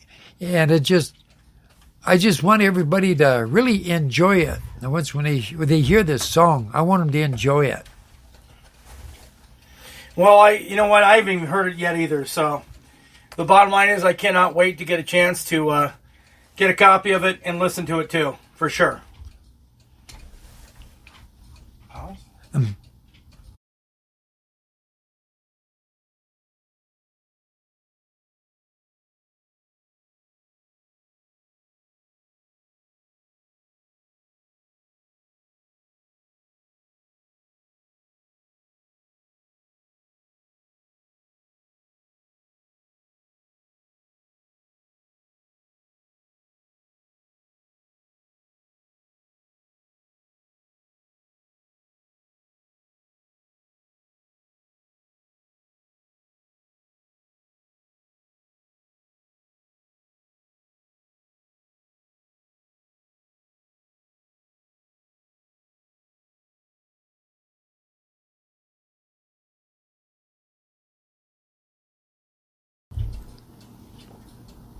Well, I just messed that up. Anyway, I just turned the microphone off. Sorry. So anyway, what we're going to do is we're going to go back. I'm going to take another little break here with some more bumper music. Come back on this 40th episode. Rockin' Wayne remembers, and we're going to be able to hear this Forever Bonded, the actual instrumental part of it, and have a chance to jam out to that. I cannot wait. So, without further ado, I'm going to go into some more little bumper music right here, and then what we're going to do is get right back on episode 40, Rockin' Wayne Remembers. We'll be right back. Somebody out there kicks me in the head. Somebody blames me when you're cold and dead. Feel free to hurt me when I need your help. You say I'm guilty to save your own honest. Take my mind, spin it in the ground, freeze my life, must be in the mouth. Take my mind, spin it in the ground, freeze my life, must be in the mouth. All right, everybody. We're back. I mean, I'd love to hear that music, but I got other stuff that's more important to listen to right now, which is, of course, Rockin' Wayne himself. The guy who plays music and everything else talks about it. He lives the dream. He lives that reality. So guess what? Why can't we hear something from the man, the legend? No myth. There's no myth. They said the man, the myth, legend. Whatever. That's just some stupid tagline. So it's the man and the legend. Go ahead and go. All right, so here we go. This is an opportunity to listen to his song. Rockin' Wayne Remembers. Now this is Forever Bonded, the instrumental.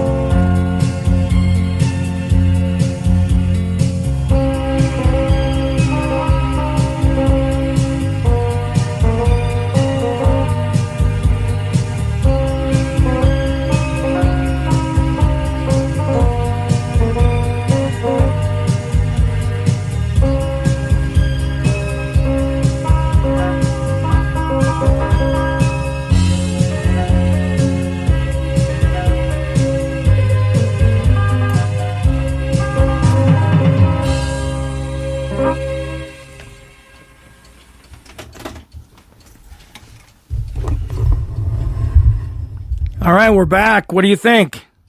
What does everybody think out there? Of course, I don't know until you respond. That was Rockin' Wayne Remembers. And the song is, of course, Forever Bonded. And he talked more and more about, we'll be able to hear the process of the entire song and everything else. But for right now, you can't hear everything, but you heard the instrumental part to that. And that was amazing.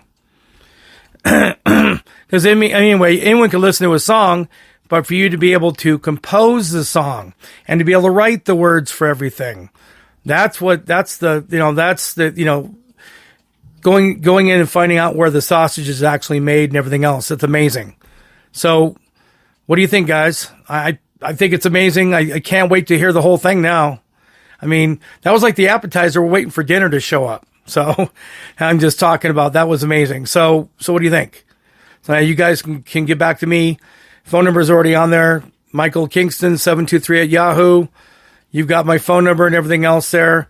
You guys can respond that way. If not, tell someone else. Again, Rockin' Wayne, we were remembering Wayne, but he's still rocking.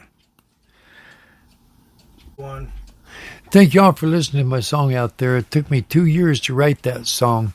It took a lot of doings to do it. And the thoughts in my mind just kept crossing about the burn scarred, floods, the tornadoes, and all the tragedies around the world that everybody's going through. And I thought about that and I put it all together, but it took me 2 years to get it written. Then I got it recorded down, but that was the instrumental that I played. And later, maybe we can get together again or something, and I can play the full song with my talking that's in there. And it's for you and everybody out there. That's why I written the song. The song is for you and it's yours. And I enjoyed doing that. And so I'm working on another song, and it's going to take some time for doing that. But Forever Bonded, I started thinking about it. And, people are bonded together. And, so foreverness. Then I says, well, okay, why don't you reverse that? Forever Bonded. And I says, that's the name of it, and that's what I named it. And so I written it down, and on my first CD, because when I get my CDs out, I got on one side, I'm going to have Forever Bonded on there. It says Rockin' Wayne, music notes, and got me sitting there playing the keyboard and the organ, got my guitar up there. And when you look at the other side, I got a guitar, microphones, keyboard, and the piano. It says Forever Bonded in the middle, with Rockin' Wayne on top. So that way you can identify the CD. And it's going to bring joy to my heart to have y'all listen to when it's got the words in it. It's going to bring joy to my heart that I know somebody out there is going to enjoy having the CD and having the music. And, it's going to be and you can show other people, you can let them listen to it. Yes, it's getting the message out to the people, for the people, and by the people. Rockin' Wayne. I'll tell you what, what's kind of funny is that Life's animated. Well, so is the cover. It's got some amazing art, his own artwork and everything else done in here. On the backside, again, it's all the stuff he's talking about, but it's easy to explain. It's even better to explain when you have it in your hands. When you have this actual CD in your hands and have the opportunity not only to, like I said, kind of like this podcast, getting it out to other people and making a difference in the world, it's getting out to yourself. And then from there, you can in turn get this out to someone else and spread good cheer for everyone. Yeah, that's what I want to do. I want to spread it around the world. And that's what I want to do with my CDs. I want to send them all of these places so that people know that there's somebody out there who cared about writing a song for them. And they'll say, wow, they'll think to themselves, this fella wrote a song for me. And, it brings joy to my heart just to see that they're going to have joy in their hearts to be able to hear this song and the words that I have put in that song. And, it's like, smile, for God has put the warmth upon your face. And, a beautiful person and to another beautiful person, and they say, wow, And they'll say, look at this, this is a CD. And they'll say, what's that for? It's for us. We went through that flood, or we was in that tornado. And he wrote a song for us because I got all of that, everything down on it, combined it in. Right. And it's what makes it beautiful. That's amazing. And also on this podcast, of course, I may have a few other bands that might be performing on this podcast, but Wayne has the full authorized opportunity to perform any songs he wants to when he comes back on, because this is probably going to be part one. If he comes back on again, it could be him performing these songs that you're hearing now, Forever Bonded. He could perform and do whatever he wants to. It's a First Amendment freedom opportunity. Say what you want to say, do what you want to do, and also perform music. Yeah, the next time when I come on, I'm going to play the song again, and it's going to have the words on it. And this way you can understand it a lot better. And a lot of my life is in there because I went through the fires, tornadoes, floods. I've helped people that's went through them too. And when I was in Portland, Oregon, I was 18 years old. I was on the front line of working with the fire department and the volunteers of putting the fires out. And you're wearing them great big heavy suits. It's the same thing like the fireman wears, and they're insulated. And you got your mask, your gas mask on there, your oxygen. And still, either way, you're still sweating inside and you're filthy and everything. And by the time your shift is done, you don't even care to eat anything or clean up or anything. You just go home, you sit down in your chair, and you're out like a light. You're spent, right? You're spent. Yes, you are. And you're just worn out. Then the next morning, you got to get them clothes off because you're full of soot and smoke and everything. Then get your kind of clean up a little bit, put your clean ones on, and grab your helmet and everything. And you're standing out there. Then the fire truck comes by and picks you up and takes you on up there. And you go back to work again. And the hardest part is with the shovel there. And the others is using the hose and doing what they can. But you're standing there and with throwing the dirt on that fire and trying to back the fire up so it can go close into a small area and put it out. And that was the hardest part. And sweating, and you just like sometimes you just pass out. You get so hot. And it's just like being out here in 100 degrees weather. And if you're out there wearing no hat, you can get a sunstroke. That's no fun. I had one. And it's half of taking a stroke. And it's a while to come out of it. And you have to go back through speech therapy and other therapy to walk and all that. It's the same way when you're in there, because if the heat hits you too hard, the blood pressure rises with all that heat to the top of your brains on your skull. And it's like a car overheating. The car will knock out and it quit running. Well, that's what a person does. You pass out, and then if you come out of it within 15 hours, you're doing good. And it took me 27 hours to come out of it. And then when I come out of it, I had no idea where I was at, who I was. I couldn't say anything, and I kept asking the nurse, where am I at? She says, you're in the hospital. What's that? She'd explain it. A minute later, and she says, do you understand now? I go, where am I at? And who am I? Then the doctor come in maybe about an hour later, says, how you doing there? I don't know. You tell me. And he'd taken and... Comedy relief, but not really comedy. Crazy. Oh, yeah, it's kind of like a comedy when you tell about it, Yeah. But at the moment, you're just laying there looking at him just like a little kid, don't know how to talk or anything. And I'm watching him pick my hands up, check my wrist, check my hands, my arms, and he takes his big long metal job that's got this rubber point on the end of it and center banging on my elbows. I said, what are you doing? He said, I'm seeing if you got some reflex. What's that? And then every time he'd do this, do that, I'd ask him what he was doing. He'd tell me. Then he gets down there at the bottom of my feet, and I says, leave him alone. Leave him alone. Those are my dogs. And I don't know why he said dogs, and then he started laughing. And then finally, about give or take 15 to 18 hours, I come back around to knowing where I was at, and the nurse come in, and She says, how you feeling today? Well, I'm feeling partly cloudy, but I think I'm doing all right. And she says, do you know who you are? Yep. I told her. She says, you know what day this is? Nope. Because I don't know how long I've been here and what day I've been here. Well, I've been sleeping all this time. She said, no, you was awake. I said, why don't I remember it? And then, so she tried to explain the situation to me. And I said, that's a deep subject. And it's for an awful deep thought, too. And I had her rolling and laughing. Then the doctor come in there and says, well, how's our patient doing today? I was, well, I was fair, partly cloudy, but I brightened up when she walked in the room.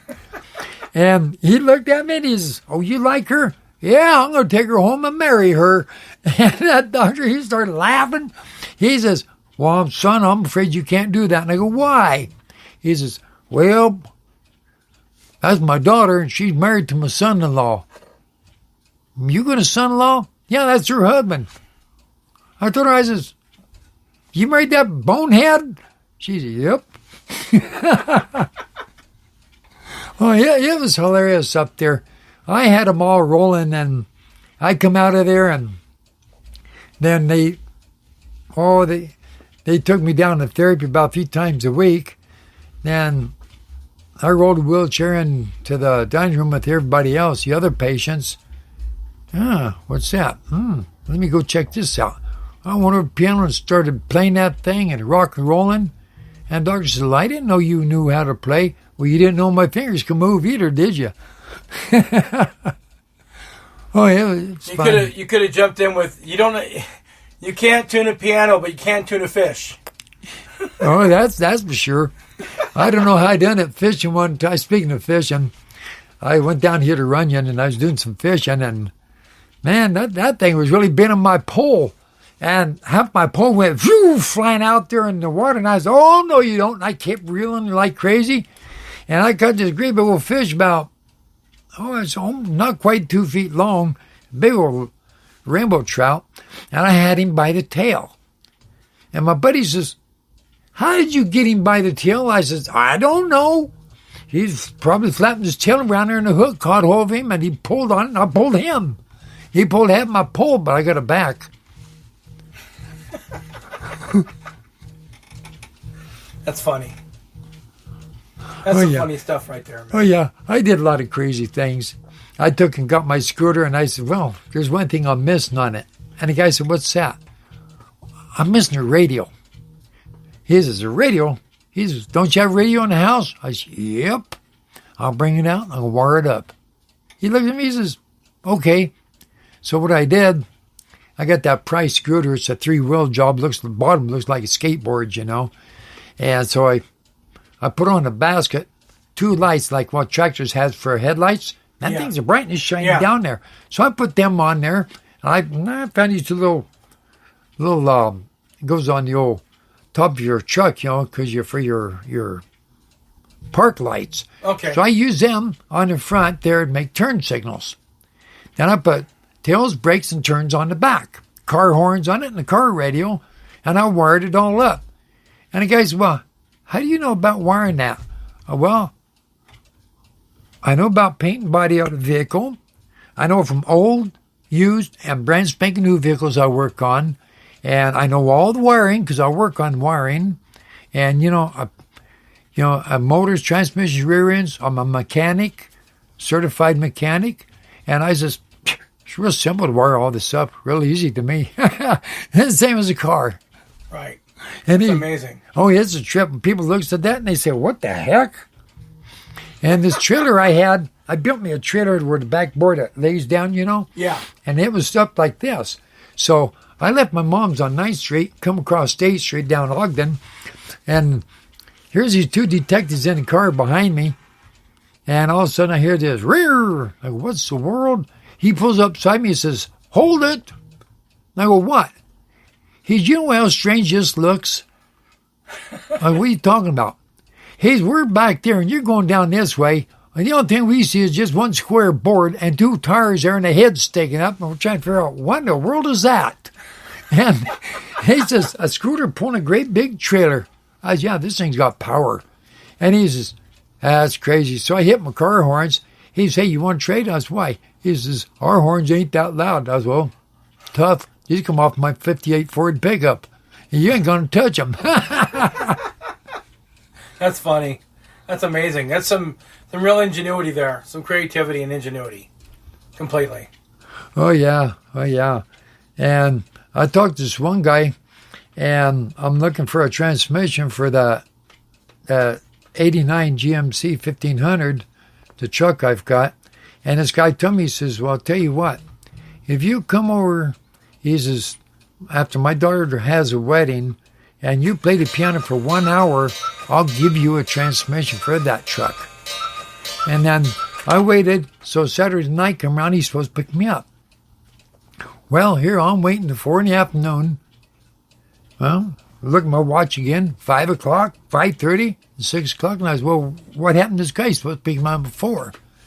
And then he calls me on the phone and said, well, my son got rid of the transmission. We don't need you to play the keyboard or piano. And I said, well, thanks for telling me now. Yeah, what a waste of time. Yeah, so, and I can't find the transmission nowhere in Pueblo for that truck. Really? Yeah. And I had that 58 Ford for 37 years. I babied it and took care of it. And the only dents in that truck is what was there when I had it. And I'm trying to get a motor for it, but one of these days, but right now I want to get my GMC running. And because I've got other places, people want me to come and play the guitars or play music for them, but I can't do it until I get a transmission so I can get my truck going so I can drive over there. Right. And I can haul my equipment. Well, you can also perform right here live. Not live, but recorded anyway. Recorded right here on the Arena of Ideas podcast. It's always an open invitation, open arms for you definitely to come on here too, Wayne. It sure is. And it's a pleasure being here. And it's a pleasure to be able to talk to all the listeners out there that's enjoying themselves and enjoying this talk. And it's just, sitting here with this talk conversation is just, it's beautiful. It's wonderful. You having a good time? Because I'm having a great time. I hope everyone out there is, because it's, if you're into life experience and you're into all these different shows on TV, like reality TV, and there's all these, these shows on TV that are reenactments of this, that, and the other thing. This isn't that. This is actually Wayne here giving life experience right here in this episode. Yeah, it's just beautiful. I'm just having a wonderful, more than a wonderful time. More words than I can say about being a wonderful time is what I'm having.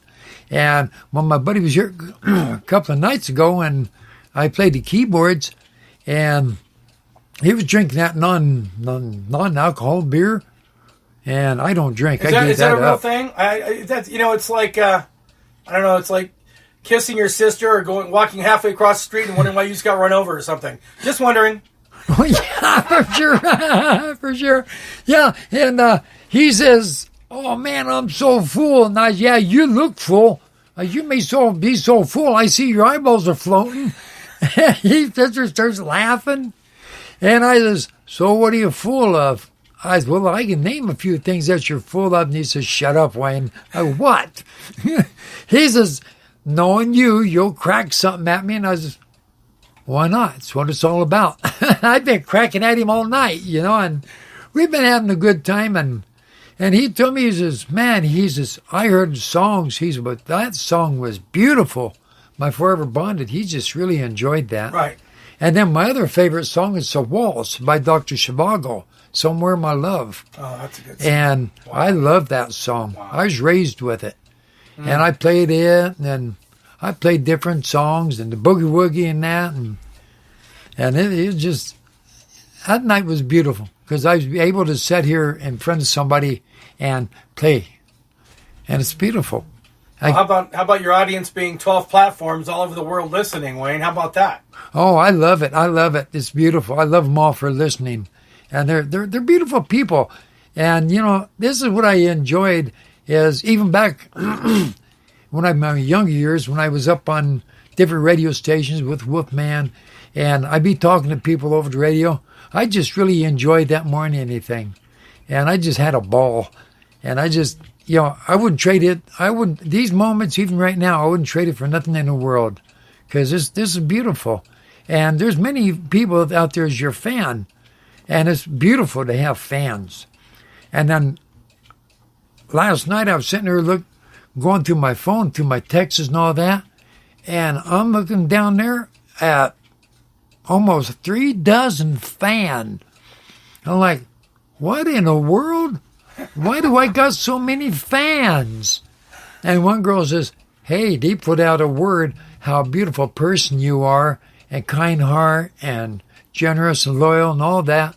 And these girls really looks up to you. That's why you got fans. I'm like, wow, that makes me feel good. That's almost like the person in the furniture shop that held a whole section of fans. And he goes, I don't need anything more than I have right in front of me right now. I believe I'm gone viral. You know why? Because look at all the fans I got.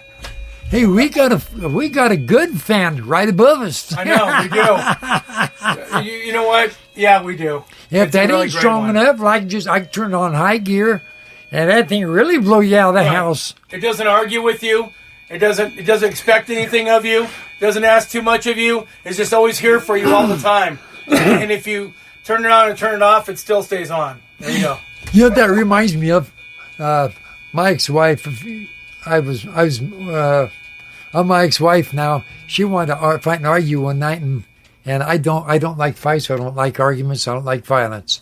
And I tried to talk to her. She can't, but I want to fight and argue. I told her, I said, you know what I love about my truck? She's, no, what do you love about your truck?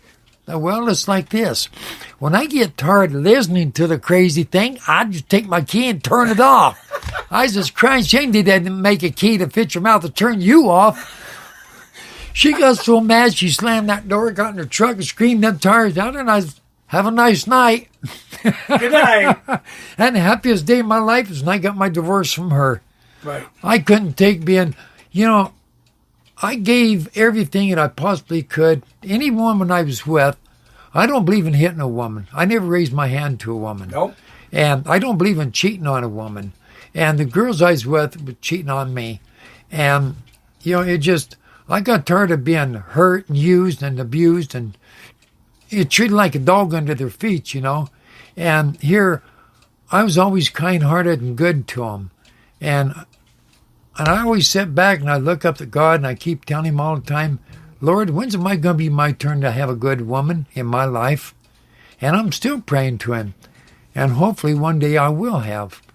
But it just, I got tired of that because all they want to do is fight and argue. And one day everything was going good with me and this gal. It was fine. She was my girlfriend at the time.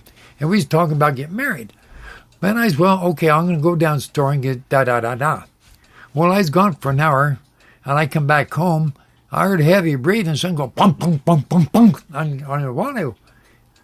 Has we got a carpenter house banging on a wall, or what? What's going on? I walked in the bedroom, and I looked in that bed, and I was, oh, my God, I heard her boyfriend's having fun. I was, hey, time for you to go. This is my house, not yours. You got a house. I just, both of you. Bye-bye. And, and so I'm still alone, and I got kind of choked up a while ago when I was talking about my wife, but she passed away June 22nd, and on the 2nd of June, and we got married in 2004, but she says, I'll never leave you, I'll always be here, and then she was gone, and then, so after that, I went up to my brother's second block over, and I stayed there, and he's getting my head straight, and I was helping him take care of my mom, 99 and a half years old. Wow. And they said, well, how come... That's amazing right there.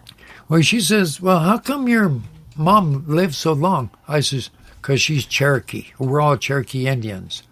We're half-breeds, half white and half Cherokee, but that's okay. And so I took care of him, and on the 14th of June of 2022, I was in the front room where I keep an eye on her, and I looked in, and I said, something's wrong. I went in the other room, got to my brother, and I said, go check Mom, something's wrong. He walks in there, and he says, she's gone. And so, it was just, it's so sad, and so he got this like little trunk, and got her picture on there and some roses, and put her inside her. She cremated. And then he put her in the front bedroom where her bedroom was. Right. And when we go over there and always go in there and sit down, and I talk to her for a little bit. And I can still, even now, I can feel the presence of her every now and then. I can feel her grab my shoulder, put her hand there, rub my shoulder, and I know she's doing good, and it makes me happy. And, I see visions, and, when I was younger, I had Dr. Mo. He's a psychiatrist and a doctor, too. I was telling him about these. And I said, no, it's daydreams. So he explained to me what a vision really was. And I said, man, I don't like that. I don't want them. He says, no way out of it. You're going to have to learn how to control them, understand them. So I did. I come to an understanding with them. And then I had some spirits stop in, talk with me, and I talked with them. And my buddy says, who are you talking to? I said, I'm talking to a spirit. He says, who's that? I said, my uncle. And it's the painting right there I did of him. Wow. And when I got done with this painting, a few people come in. One girl come in, it was a friend, and I watched her walking back across from the room and kept looking at his picture. She'd bow down to her knees, and then she'd stand on her toes, and she'd come back and I said, what are you doing? She said, man, I don't like that picture. I don't like that picture. What's wrong with it? She says, everywhere I move, his eyes follows me. They move around. Of course, That's my uncle. And that's crazy. Well, why don't you just real quick describe it? Remember, they can't see the picture. No, but why don't you describe it to them? Well, he's my Uncle Louis LaRue, but he's Black Knife. His Cherokee name is Black Knife. And I got him with his long hair and his little round brown hat called a beanie. He's got two feathers in it. And I always tease him, I'm going to touch that. I'm going to take your hat. He says, don't you dare touch it. And he's got his feathers on the side of his face and his hair. And he gets a grin and he smiles. And he was a great uncle. Because me and my brother was small. All we did was fight. He come out there and took that big hand after us. And, we straightened up real quick. And then Grandma No Eyes, she was blind, but she had visions. She could look right at you and see what you look like, where she's going. And her and Dreamwalker used to come over to my grandpa's store. And it was E.E. Nelson's grocery store from 1921 to 65 on 8th and Ogden. And they come over and visit with my mom.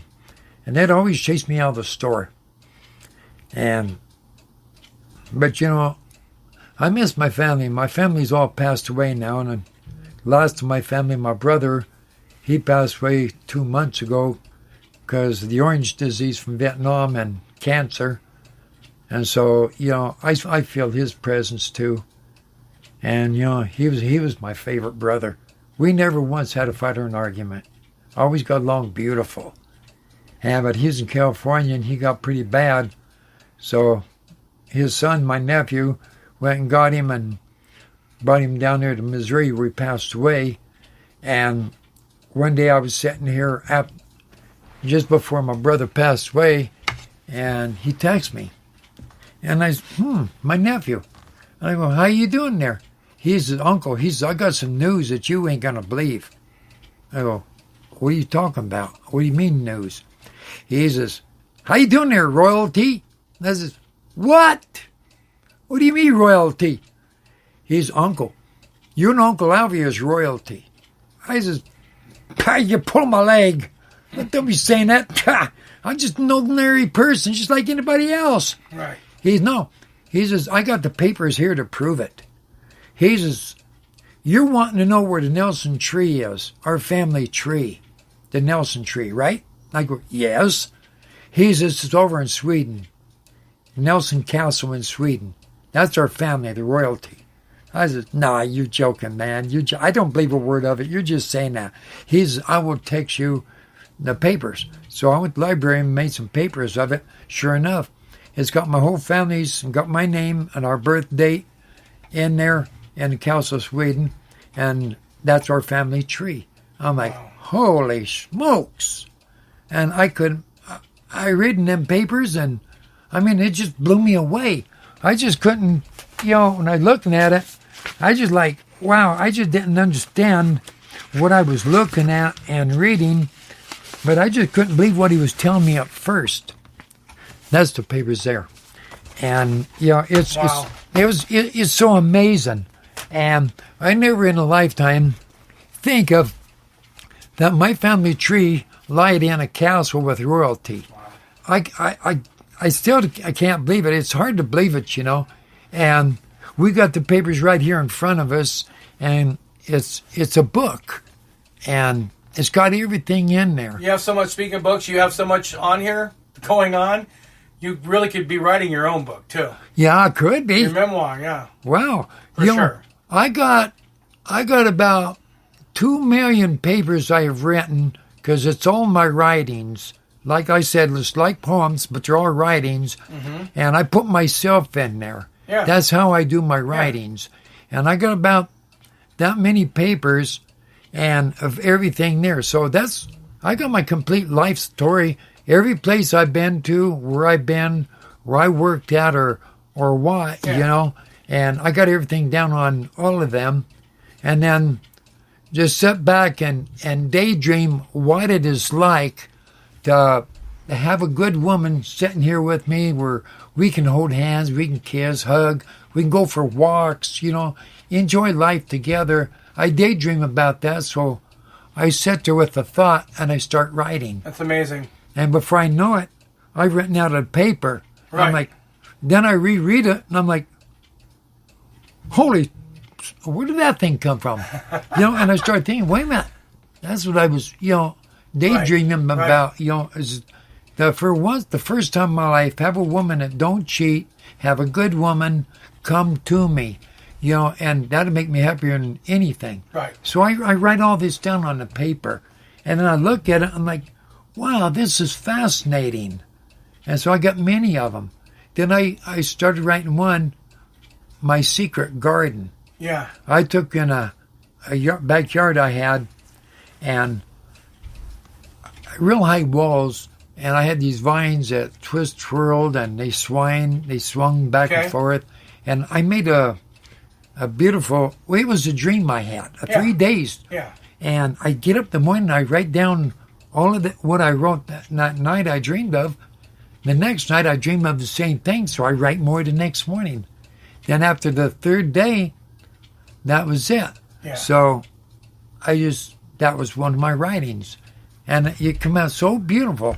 If I can never find it, I'd like to show you. Yeah, how about we do this, Wayne? This is episode 40, Rockin' Wayne Remembers. How about we do this? We kind of put a dog ear the page a little bit, and this will give us more to work from for the next time, because trust me, you can have this as many times as you want to, Wayne. It's enthralling.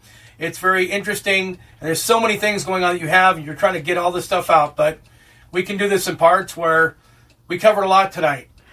Oh, and I think I'm about out of air now. Right. But what I'm saying is, no, it's amazing you've done. This is exactly the reason why I want to do this, where it gets other people in front. It's a human element. We not only expose things, but explore things together and do all these great things. Well, wonderful. What we can do is cap this off tonight, and I'm going to read a disclaimer because I forgot to read that before. But anyway, and then I'll do the regular close. And then what we'll do is we'll pick this up again in part 2 with Rockin' Wayne Remembers, and it'll be a part 2 where we then get into these other ideas and things that Wayne has gone through, and we can definitely discuss. So any words of thought, wisdom, or anything else? Well, just one more thing, that when Wolfman Jack was getting ready to sign off, he tell people, I blowed and blowed like a blowhard all night long till my face was black and blue all over. And he says, you know what? I blowed so hard I run myself out of air. So now I think I'm all pooped out. Now I'm going to cut it out. And just the way he said it was funnier than Dickens, That's amazing. Okay, so what we're going to do is right now is I'll do my disclaimer on my close. And we're gonna cap it off here, but trust me, this is not stopping anything. Part 2 will be I can't wait, because then we're gonna be able to hear him perform his music and talk of other stories and other things and livelihoods that he's gone through, and we'll go from there. So I hope you guys were all listening, because you know what? What a life experience. What a wonderful opportunity to delve into the mind and music and all things great as Rockin' Wayne remembers. I just want to thank everybody out there for kindly sitting back and listening to my story and here to the conversations and everything. And love y'all and thank you very much for listening. God bless. All right, everybody. Well, I forgot to read this before. I was so caught up with Wayne and the amazing stories that we spun yarns and all things. The views and opinions expressed in this and all Arena of Ideas podcast episodes are that of the host and guests. Wonderful, as always, not to be taken out of context or misrepresented by any means possible. And I'm not even going to do the close. We're almost dead. My phone's almost dead. So basically, everyone out there, your family and friends to me, everybody out there, love everyone. If this is your first time listening, thank you for listening. If you've gone and continuously listened and you've listened to all of them, thanks, much appreciation, and your word of mouth to everyone else matters the world to me. So everything else going on here, you know the process. I thank you once again, and you have a good night, and we'll see you next time on the 41st episode of the Arena of Ideas podcast, your podcast. I'm the host and creator, Mike Kingston.